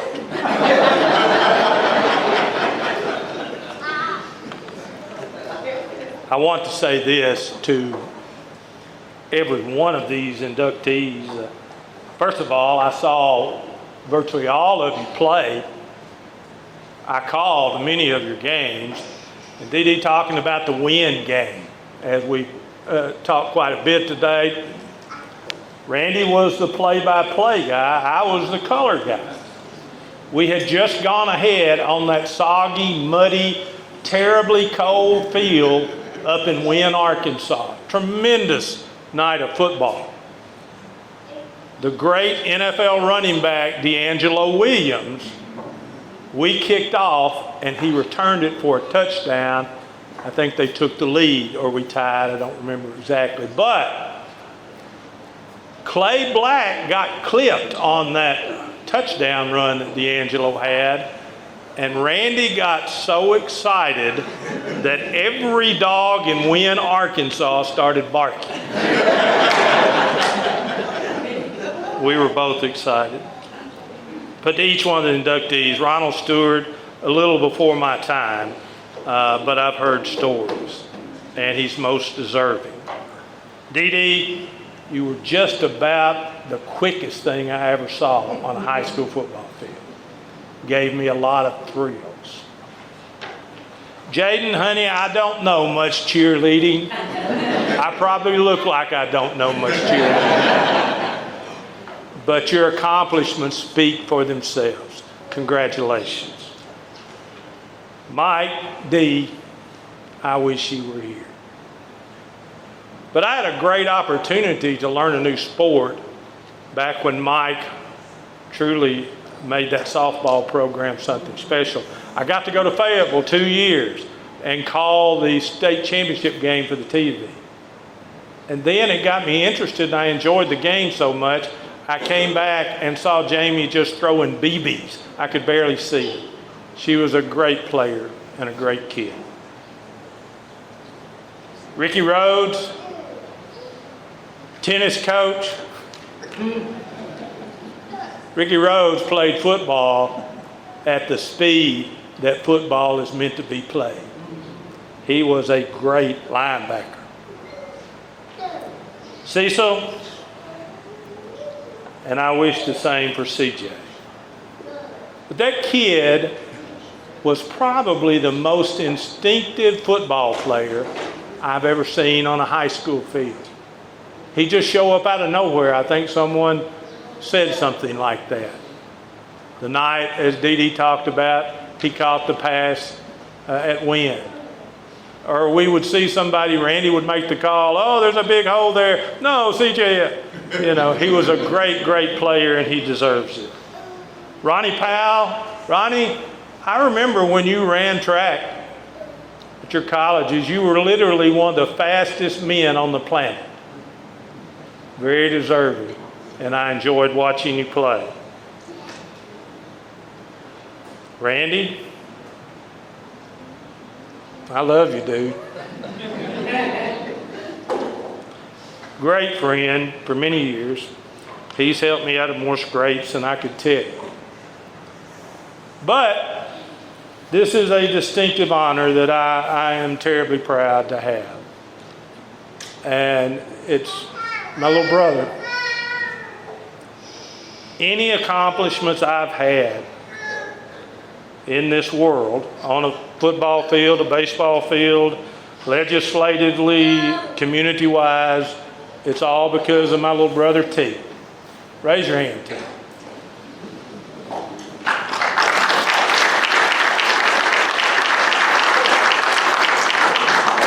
Now, I'll tie that together by saying this. When I was really young, when I was 10 years old, I was a heck of a singer. My mama said I could sing Go Tell It on the Mountain like nobody in this world. So she went down to the pawn shop. We didn't have a lot of money with 5 kids. And she found a used guitar that had been painted over, but it had strings on it and it would play. And she knew that I was going to go to the Grand Ole Opry someday. We went to school in Washington. We lived up in Washington, and T was like 3 years old. I think I was in the 4th grade. I came home one day ready to practice the guitar. T had it sitting in the yard, and the water hose was filling up the hole in the guitar. So I had to go to football and baseball because T ruined my career in country music. I have so many great friends and family here. And Randy and I were talking the day that Dr. Crosley called me and Coach Bradford talked to us and told us we had been put in the Hall of Fame for our broadcasting and our athletic career. I asked Randy when I finally got him on the phone, I said, are you going to cry? I mean, no, I'm not going to cry. So I don't know. I'm going to try to make it through, and then it'll be all on Randy. And I'm going to end by saying this. My family,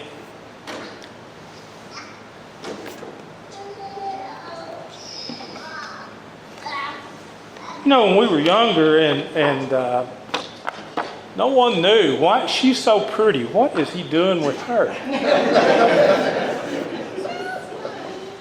And I love it. But in the end, I'm going to say this, and my great friends back here, Steve Harris, as good a linebacker as I've ever seen. Rodney Steele. There's 3 of the front 7 sitting here today. My great friend Chris Thomas and his wife Penny. My great friend Eddie White, who texts way too dadgum much to me at times. This community has always been very kind to me, and I am happy to take the induction into the Hall of Fame, especially to go in with my great friend and broadcast partner, Randy Wright. And thank you all. Everybody is so deserving. I kind of blush to go in with all this athleticism today and all of these great players. But it has been my honor to serve this community and make such great friendships. And Randy's going to touch on this, and this is going to be the end. You have several seminal moments in your life, some good, some bad. But I'm going to tell you one of the great moments of my life was in 1969. They called it integration back then. We were combining schools. The Yerger Tigers were coming off a 7-1 year. The Hope Bobcats, things were a little rough. The junior high team had gone 6-1. We were going up into the 10th grade. But before we started the school year, 2 men that I love dearly, Willie Tate and Ronnie Higgins, got together. We went into Jones Field House. We didn't know anybody over there. I got to know them pretty good, and they've become lifelong friends. But all we knew is that we were young, we wanted to prepare, we wanted to care, and we wanted to win a championship the next year. So we did all those calisthenics that day. I got to know my great friends, and I hope they felt the same. And you know what? State championship the next fall. We were the best AA team in the state. So I say all this, it's been a great ride. And I appreciate you. And one final thing. These kids deserve your support here in a few weeks. Warm, safe, dry. You gave it to me 55 years ago. Don't let it go by, and support these kids. That's the only, because all these men we're talking about, Randy and I got a little age, see what great young men and ladies they've grown into be. Don't leave these kids today out of that. You know what I'm talking about. Get out and vote. And hopefully your heart will tell you to vote the right way. And I know your brain will.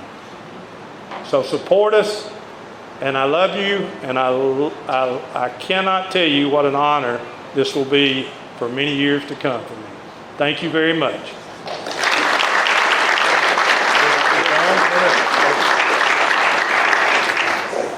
What am I coming? Right here. Okay.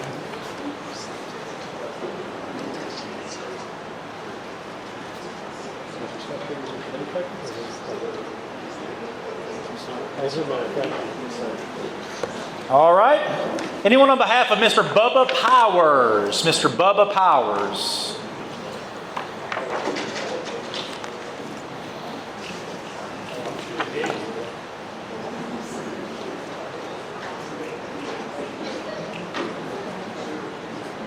Thank you. I'm Steve Harris.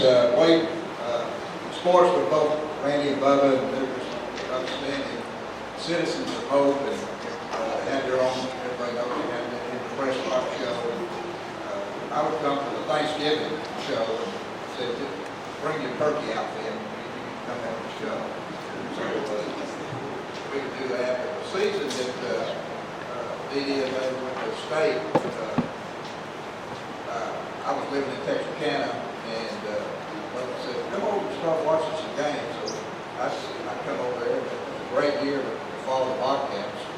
And after that win game, I said, we'll get you a place in the World War Stadium, the press box. And I'm thinking, all right, I'm going to get up there. See the game over there and be in the broadcast booth. And, so we got up there, the game, and I'm looking around, where's my microphone?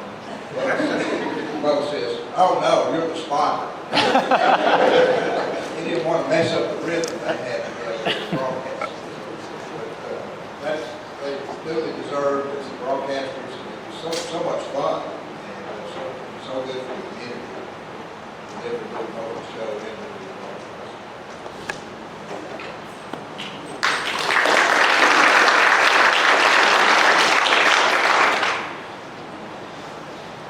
Anyone else on behalf of Mr. Bubba Powers? David Bubba Powers.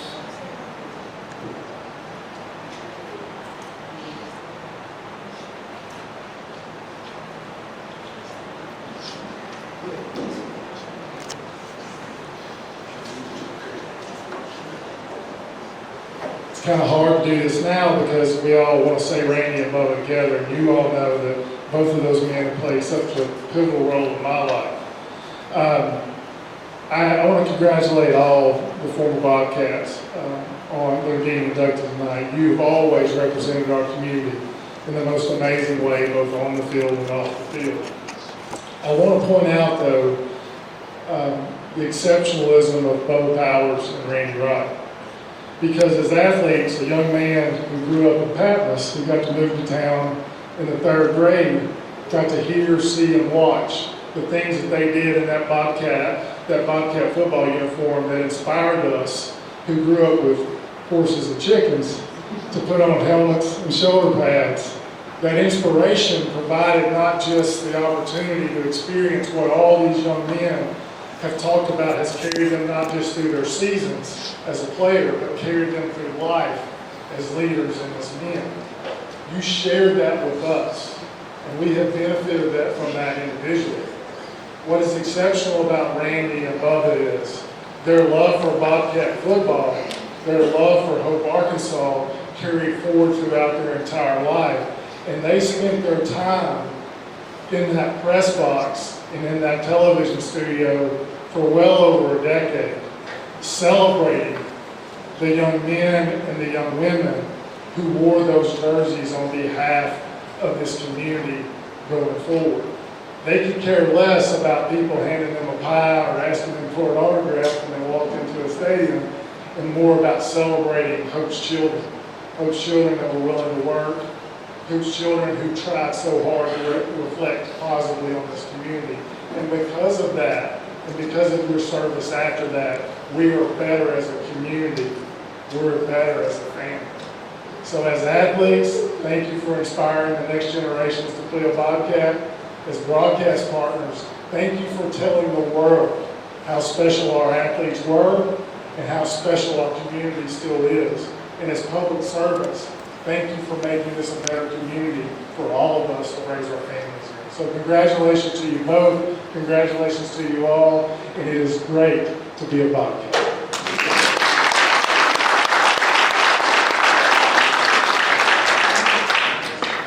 Well said, well said. Anyone else on behalf of Bubba Powers?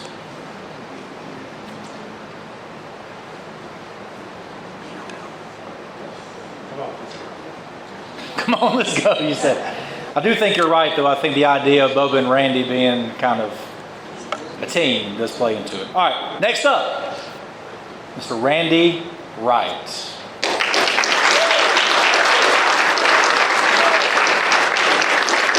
Randy Wright's Hall of Fame story is built on effort, grit, and consistency.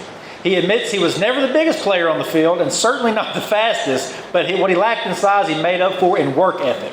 Randy's mindset was simple: show up, work hard, and earn everything. That approach paid off quickly. Just 3 games into his sophomore season, Coach Higgins named Randy the starter after he outworked and beat out an older player. But his first start came with a lesson he never forgot. Early in the game against Arkadelphia, Randy was ejected after a heated exchange became a fight. Coach Higgins challenged him directly, then did something that mattered even more. He gave him a second chance. The following Monday, Coach Higgins told him he was starting again that Friday night, but he had to prove himself the right way. Randy responded with discipline and determination, carrying that lesson far, far beyond football. As Randy reflects on his athletic legacy, the message stays steady: keep getting up. Everyone gets beat, everyone gets blocked, but success belongs to those who respond the right way. Play the next play, keep moving, and don't let setbacks define you.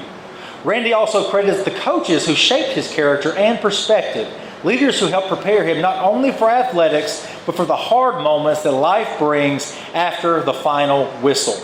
He emphasizes the importance of relationships made while you're young, the friendships and bonds built in school, on the field, and in the community. Those relationships became lasting support systems that carried him into adulthood. Randy Wright will be remembered as a hardworking Bobcat who earned his role through effort, learned through adversity, and carried himself with pride. His story reflects the heart of Hope Athletics: resilience, accountability, and the kind of character that lasts long, long after the game. The Honorable, the Hall of Fame member, Mr. Randy Wright.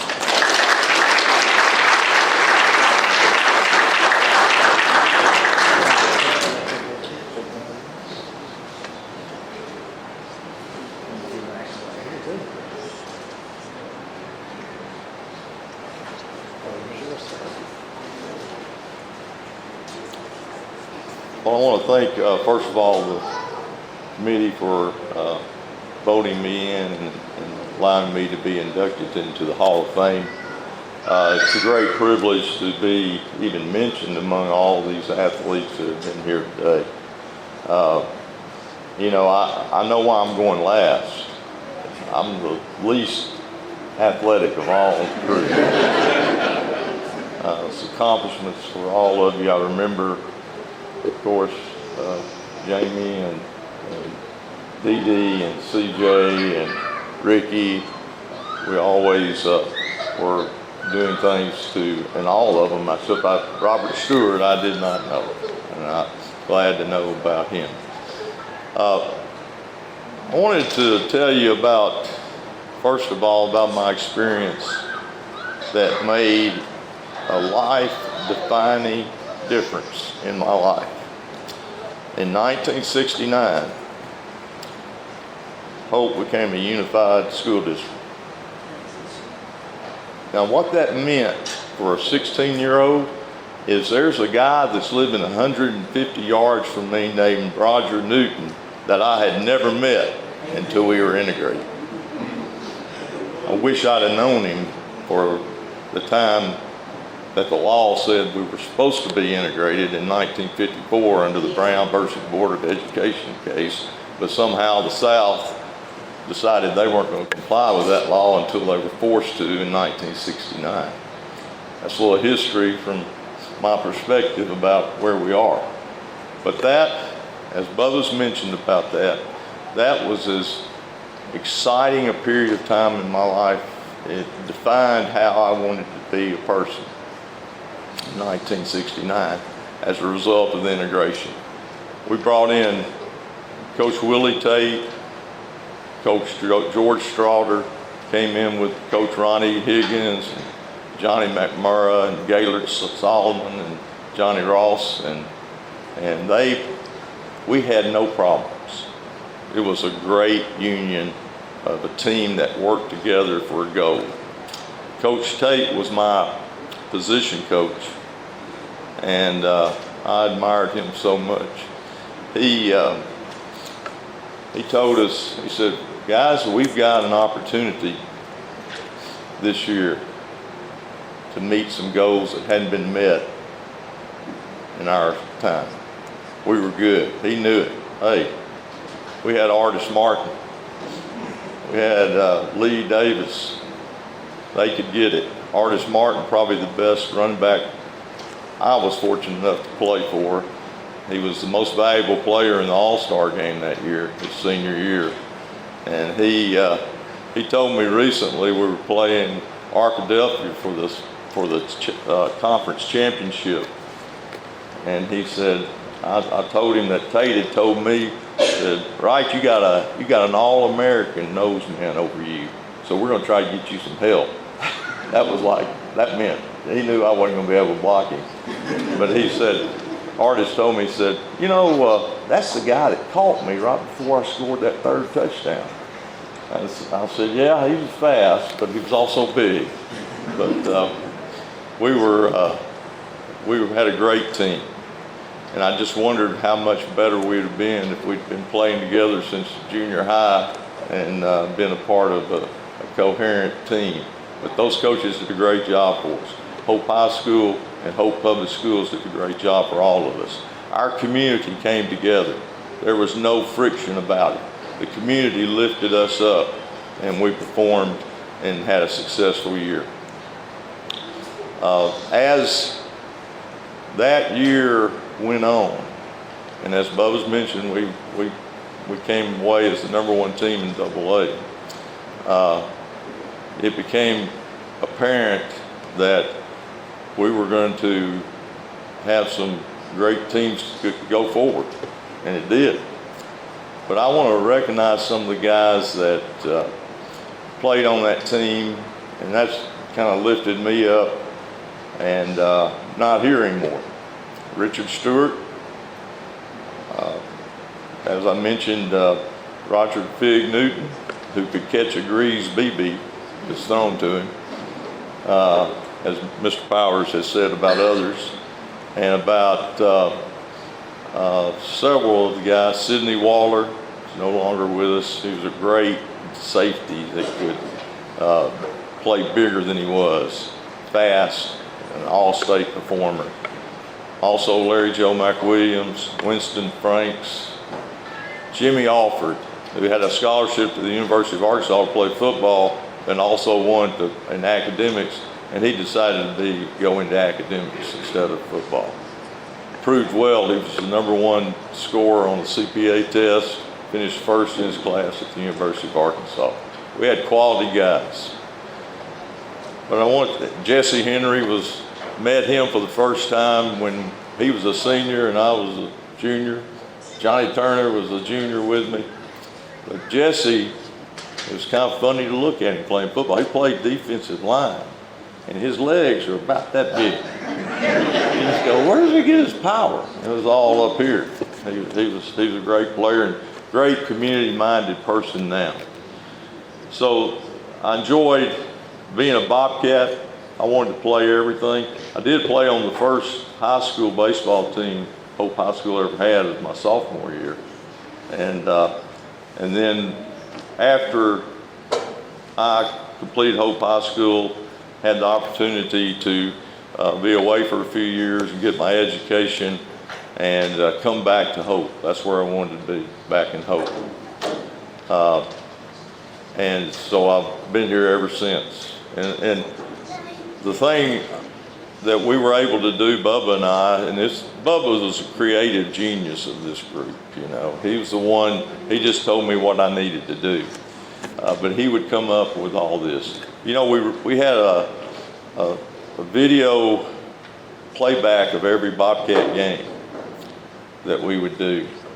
And everybody would wait until 12 o'clock to watch the Bobcat football game that night. And I'd have players, Dee would be there, he'd have a bunch of guys over at his house and they were watching the game. And it became kind of iconic to have that. And then Bubba came up with the idea, let's have a call-in show on Wednesday nights and call it In the Press Box. I said, you're crazy, Bubba. What do you mean? That won't work. Well, man, we got it on cable and it went all over Southwest Arkansas and we had calls in. And, you know, we beat Paul Feinbaum as the first call-in show on TV. Really enjoyed it. I'll tell a story that during that time I was serving as prosecuting attorney in this district, and I was over in Texarkana filling up my car at a filling station and saw this guy looking at me. And, you know, kind of piqued my interest that I hope he wasn't going to hurt me or anything. And he started looking at me, and then he comes walking over. And he says, you're that guy with Bubba, aren't you? Yeah, I'm the guy with Bubba. But hey, it was a great ride. Bubba was he and Kevin McKinnon really were the creative geniuses of that and made the show. And our goal was to highlight athletes. And I had the opportunity on that Friday night every night for 4 hours to get away from all the world's problems and just focus right there on a sporting event and get to describe it to everybody and have fun. That's what I loved about it. It was great. I did not realize that one of the things to do in our games that I was a little overcritical of my son who played quarterback for the Bobcats his last year in high school. And Coach Johnny was his coach. And I tended to, if he threw a bad pass, to let the crowd know it was a bad pass by the quarterback. But he's forgiven me about that. But he did tell me the story. David wanted to make sure I told this story, Coach Turner. He did tell me, he said, one night at halftime, Coach Turner going into the locker room, and one of the radio guys asked him, he said, Coach, I saw what you called DD right, DD left, DD up the middle. And Turner turned to him and said, you got another direction I can call him? We'll sure do it. That was it. And also, you know, David and my son John also said that the qualities DD had, you could block, but he knew if you weren't going to make that block, he'd find another way. And that's the quality running back there, young man. And I want to say one other thing about the win game. Back then, when you cover games, they weren't prepared for a team to have a TV broadcast. So we were on that cold, windy, rainy night in wind. We were up on top of the press box, and as a result of that, we got pretty wet. But when we scored that touchdown to win the game, I thought I was gone, but I sure thought Bubba was gone off the top of it. But we had a great time. It was fun. showcasing Bobcats and showcasing students was fun. We loved it. And, you know, Coach Tate told me something I've carried through my life. He told me, you know, we have an opportunity to be good. We have to set goals of how we're going to do that, and we've got to impact that goal. And you know what that goal is to work hard, be the best you can be on every play and never give up. That's what he did, and that's what we have to do. Our community in 1969 did the very same thing. We worked hard, we set the goals, and we had a great school system. It's time now, folks, in this community for us to step up, have an impact on what our school needs. Give the kids an opportunity to have a great education. Everybody needs to vote for us this millage because it's only going to give us an opportunity to get to the level of everybody else. It's been 45 years since we had that. Let's get after it and do it. Again, I'm so happy to be a part of this group. I'm honored, humbled, and a little bit awestruck about it, but I appreciate everyone for it. Thank you.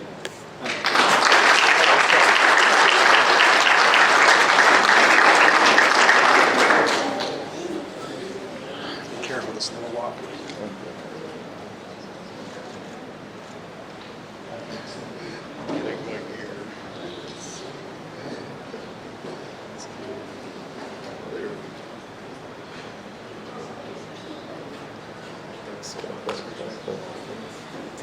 All right, anyone on behalf of Randy Wright?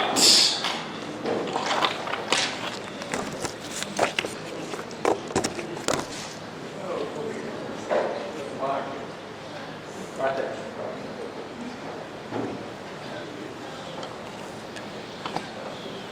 Well, I can talk about both again, and I'm going to talk about Randy first. And Randy, Dr. Crossley touched on about being competitive. He is competitive. He loved to win, and I was umpiring a Little League baseball game, and David, his youngest son, was playing. And something happened in the ball game, and I want to preface this with Nan, his wife, had just brought with her the new preacher at the Methodist Church. He was been there about 3 weeks, didn't hardly know Randy and me, and didn't know who I was. Something happened that Randy didn't like. It doesn't matter what it was. Randy come out of the dugout screaming at the top of his lungs. And at the top of my lungs, I said, "Get back in that dugout right now." Randy turned around and went back to the dugout. The story goes, Nan turned to the preacher and said, "You're not going to believe this, but they're really good friends." Well, there's other stories to tell, but he was competitive. But I'm so proud to call him a friend. I'm so proud to be in his life, he and Nan's life. They're both wonderful people, and you serve this community great. All you kids, Ricky, I got to play baseball against you. You're a little younger than I am. Dee Dee, Ronnie, whoever else. Cheerleader, I'm sorry I didn't know much about that. I like my brother, but the Kirby said you've done a great job. I'm sure you did. I'm proud of you. I watched all these folks. Jamie, Mike, I love visiting her in the hospital, you know. I prayed with her a lot. But my brother, I wanted to tell you why I don't remember that. He tells me I've done that with this guitar. I ended up being a guitar player in the family. But it might have been because my mother told him to feed the baby. And went to the refrigerator, and there was one piece of bologna and one piece of liver loaf.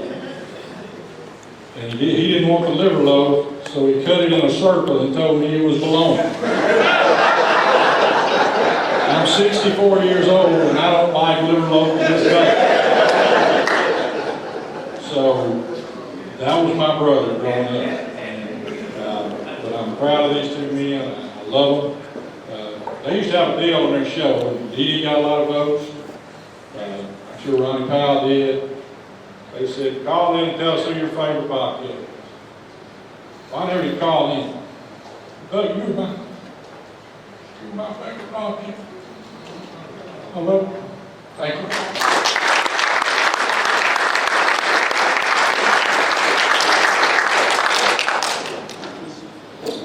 Anyone else on behalf of Randy Wright? Mr. Randy, Mr. Bubba, it was a pleasure you guys calling our games. It meant everything to us. 8 o'clock, I'm watching. 12 o'clock, I'm watching. Just to see the excitement that you guys gave to the game and how it made us feel to have our own commentators and our own press box show. Like it gave us life. And we're really missing that in the city. We're really missing that. We need more of that. We need more of that. We really do. I really want to give you guys your flowers. I really appreciate it. It meant the world to us, and thank you.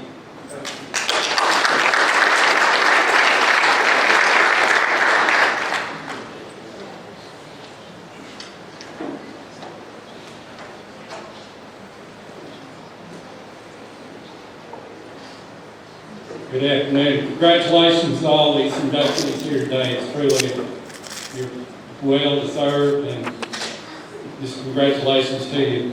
So, I've been in the press box at Hammond Stadium as started out as a spotter. And 2 of our inductees are playing at Hammond Stadium. That's CJ and Didi. So I've seen a lot of great plays and some exciting times up there. And then since 05, I've been your public address. So I was fortunate to be able to interview Randy and Bubba. And that was a highlight for me to get to interview those guys. There's some extremely talented people in this room right here, doing things besides their day job, if you will. But those guys, Chris Thompson is another one that could do anything. And I recognize the fact that they not only knew the game of football, but they called the play-by-play, but they also showcased the athletes. And that was big to me. And I appreciate y'all for doing that very much.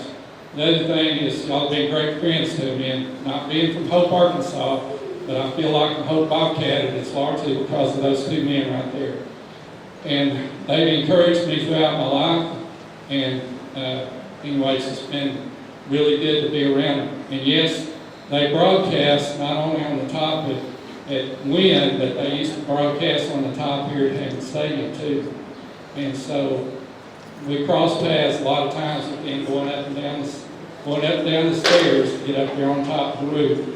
And so anyway, congratulations to y'all. There's no telling how many young men that y'all have influenced for the good. And I love you for it.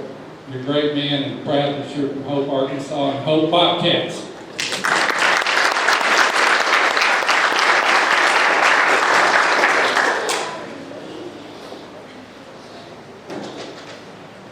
Anyone else for Randy Wright?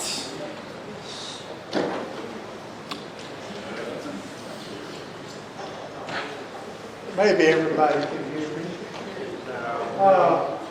Randy certainly did go out and step up here and say anything.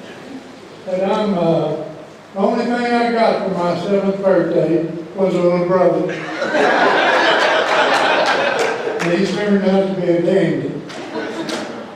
My dad always said, he always thought lawyers were ambulance chasers.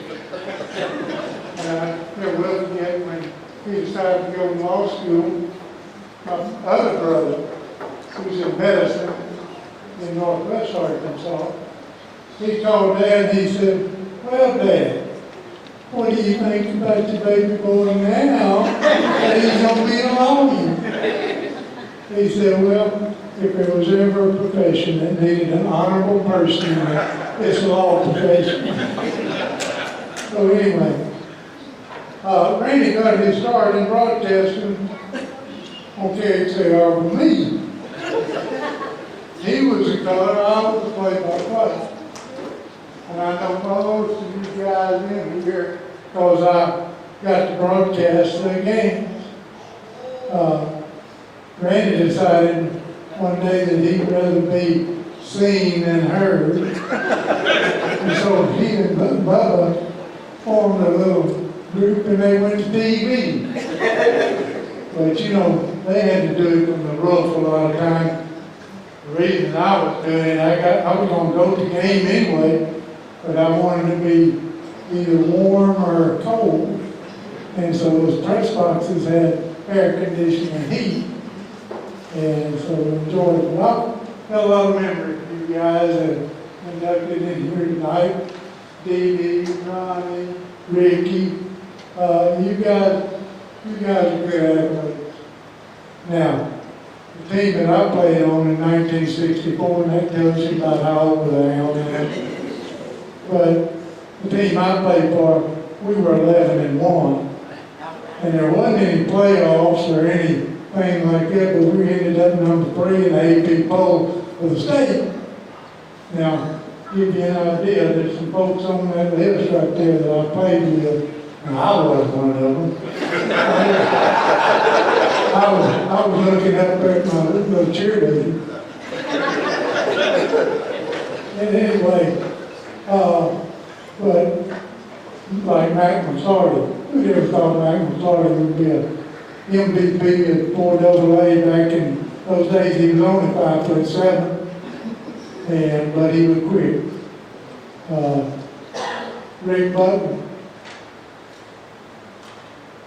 absolutely one of my best friends to this day. He was an athlete. Dan Jones, we were all in the same class. And I enjoyed playing the sport. I enjoyed broadcasting for 30 years. But Randy learned a lot from me. And I was at that win game too, but I was high and dry. Chris Robinson was doing it with me that year. And I want to think that Chuck Berry was driving through Hope during that rainstorm and everything. He pulled over on the side of the road, he picked up KXAR. You had to be close down before you picked it up. But he picked up KXAR, and at the end of that game, Chris was going crazy. We were doing chest bumps and all that kind of good stuff. And Barrett the next day on his radio show said, "Now boys, I was listening to that and said, that's what high school football is all about." Anyway, congratulations to all you inductees. You're a bunch of great guys, good athletes, and you have some good leadership. And anyway, I'm Randy's big brother. I've always known him as Randy Rice's brother. So, but anyway, I'm his big brother. All right, thank you.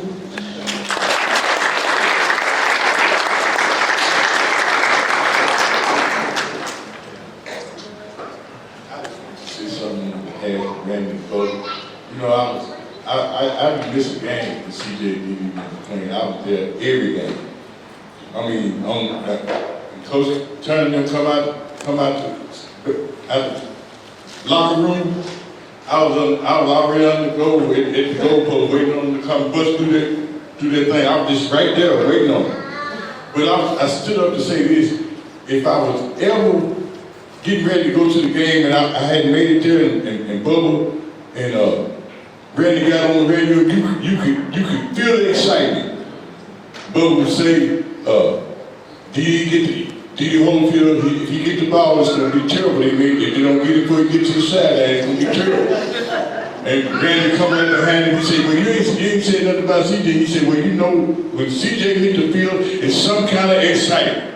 And when CJ come out there, I was listening at one of the people saying that CJ was just, he told Isaac, that was in their junior year, Isaac was running the kickoff there. He told Isaac, he said, you just get the ball and take off up the field. And CJ just, me and my wife were talking, CJ just run around there, just jogging around the field, like wasn't nothing gonna happen. Then all of a sudden, Bubba said, I told you, there's gonna be some excitement. CJ done hit the boy and laid him out in the field. But I was just, if you didn't know nothing about home football, when you turn on that radio and you hear Bubba and Granny talking, you know something was finna happen. I just want to say that.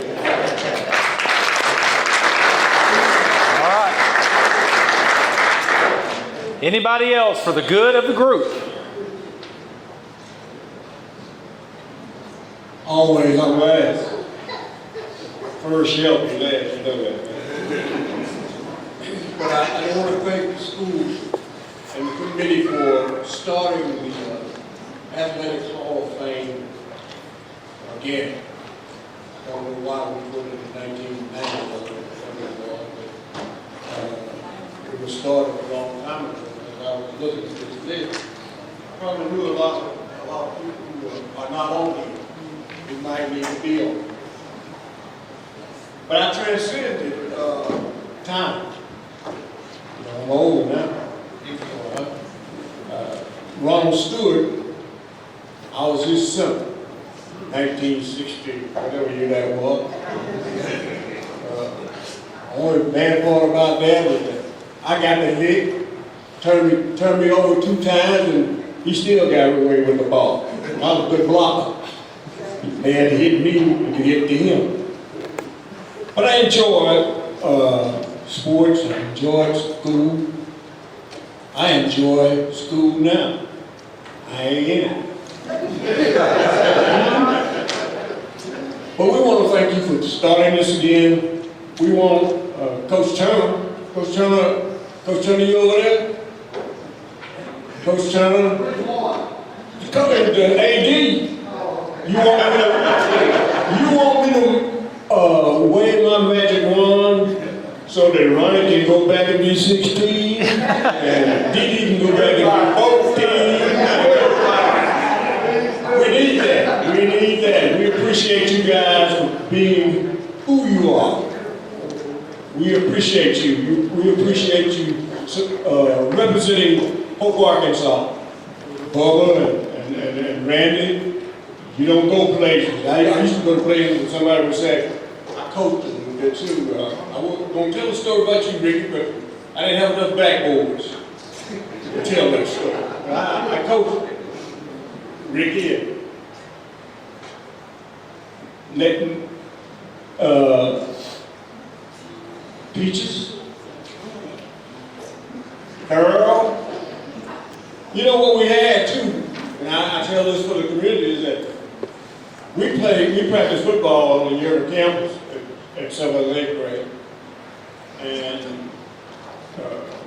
the Holyfield boys had to show up on time. Because they knew that they couldn't put their foot under the supper table, and then they played ball. That's where Daddy was. And everywhere the Bobcats went, and the Tigers went, Mr. Holyfield was there. That was his community ball. We lack that in this day and time. We need to support our babies, and I'm going to do this political announcement. We need to get out and vote. The right way. The right way? Ain't but one way. They're not doing one way. Yes, sir. But anyway, we need to support our babies. Somebody supported me. Somebody supported most of you all. And those of you who don't live here now, tell your relatives and your friends that live here, go vote. All right, thank you. Yes, sir, thank you. All right, anybody else for the good of the group? All right. I could end this a lot of ways. A few announcements. One, we have, if you are being presented tonight, 5:15 at the latest. We're going to be on the court at 5:30. So obviously the honoree gets a chance to be on the court, but then also family as well. I think we're going to announce that and then take pictures on the court. Bios are on the table. Don't forget that. Inductees, if you would stick around to get some interviews with our kids, I just think that would be phenomenal if you could do that. Tony has the tickets for you tonight. Everybody gets comped if you are a family member with the table or an inductee. And really, we'll see you then. Steve, are you ready? Steve Lance, you ready? You ready? That's another Hope Bobcat. First down! That's another Hope Bobcat. Thank you all for coming, and we look forward to seeing you later tonight.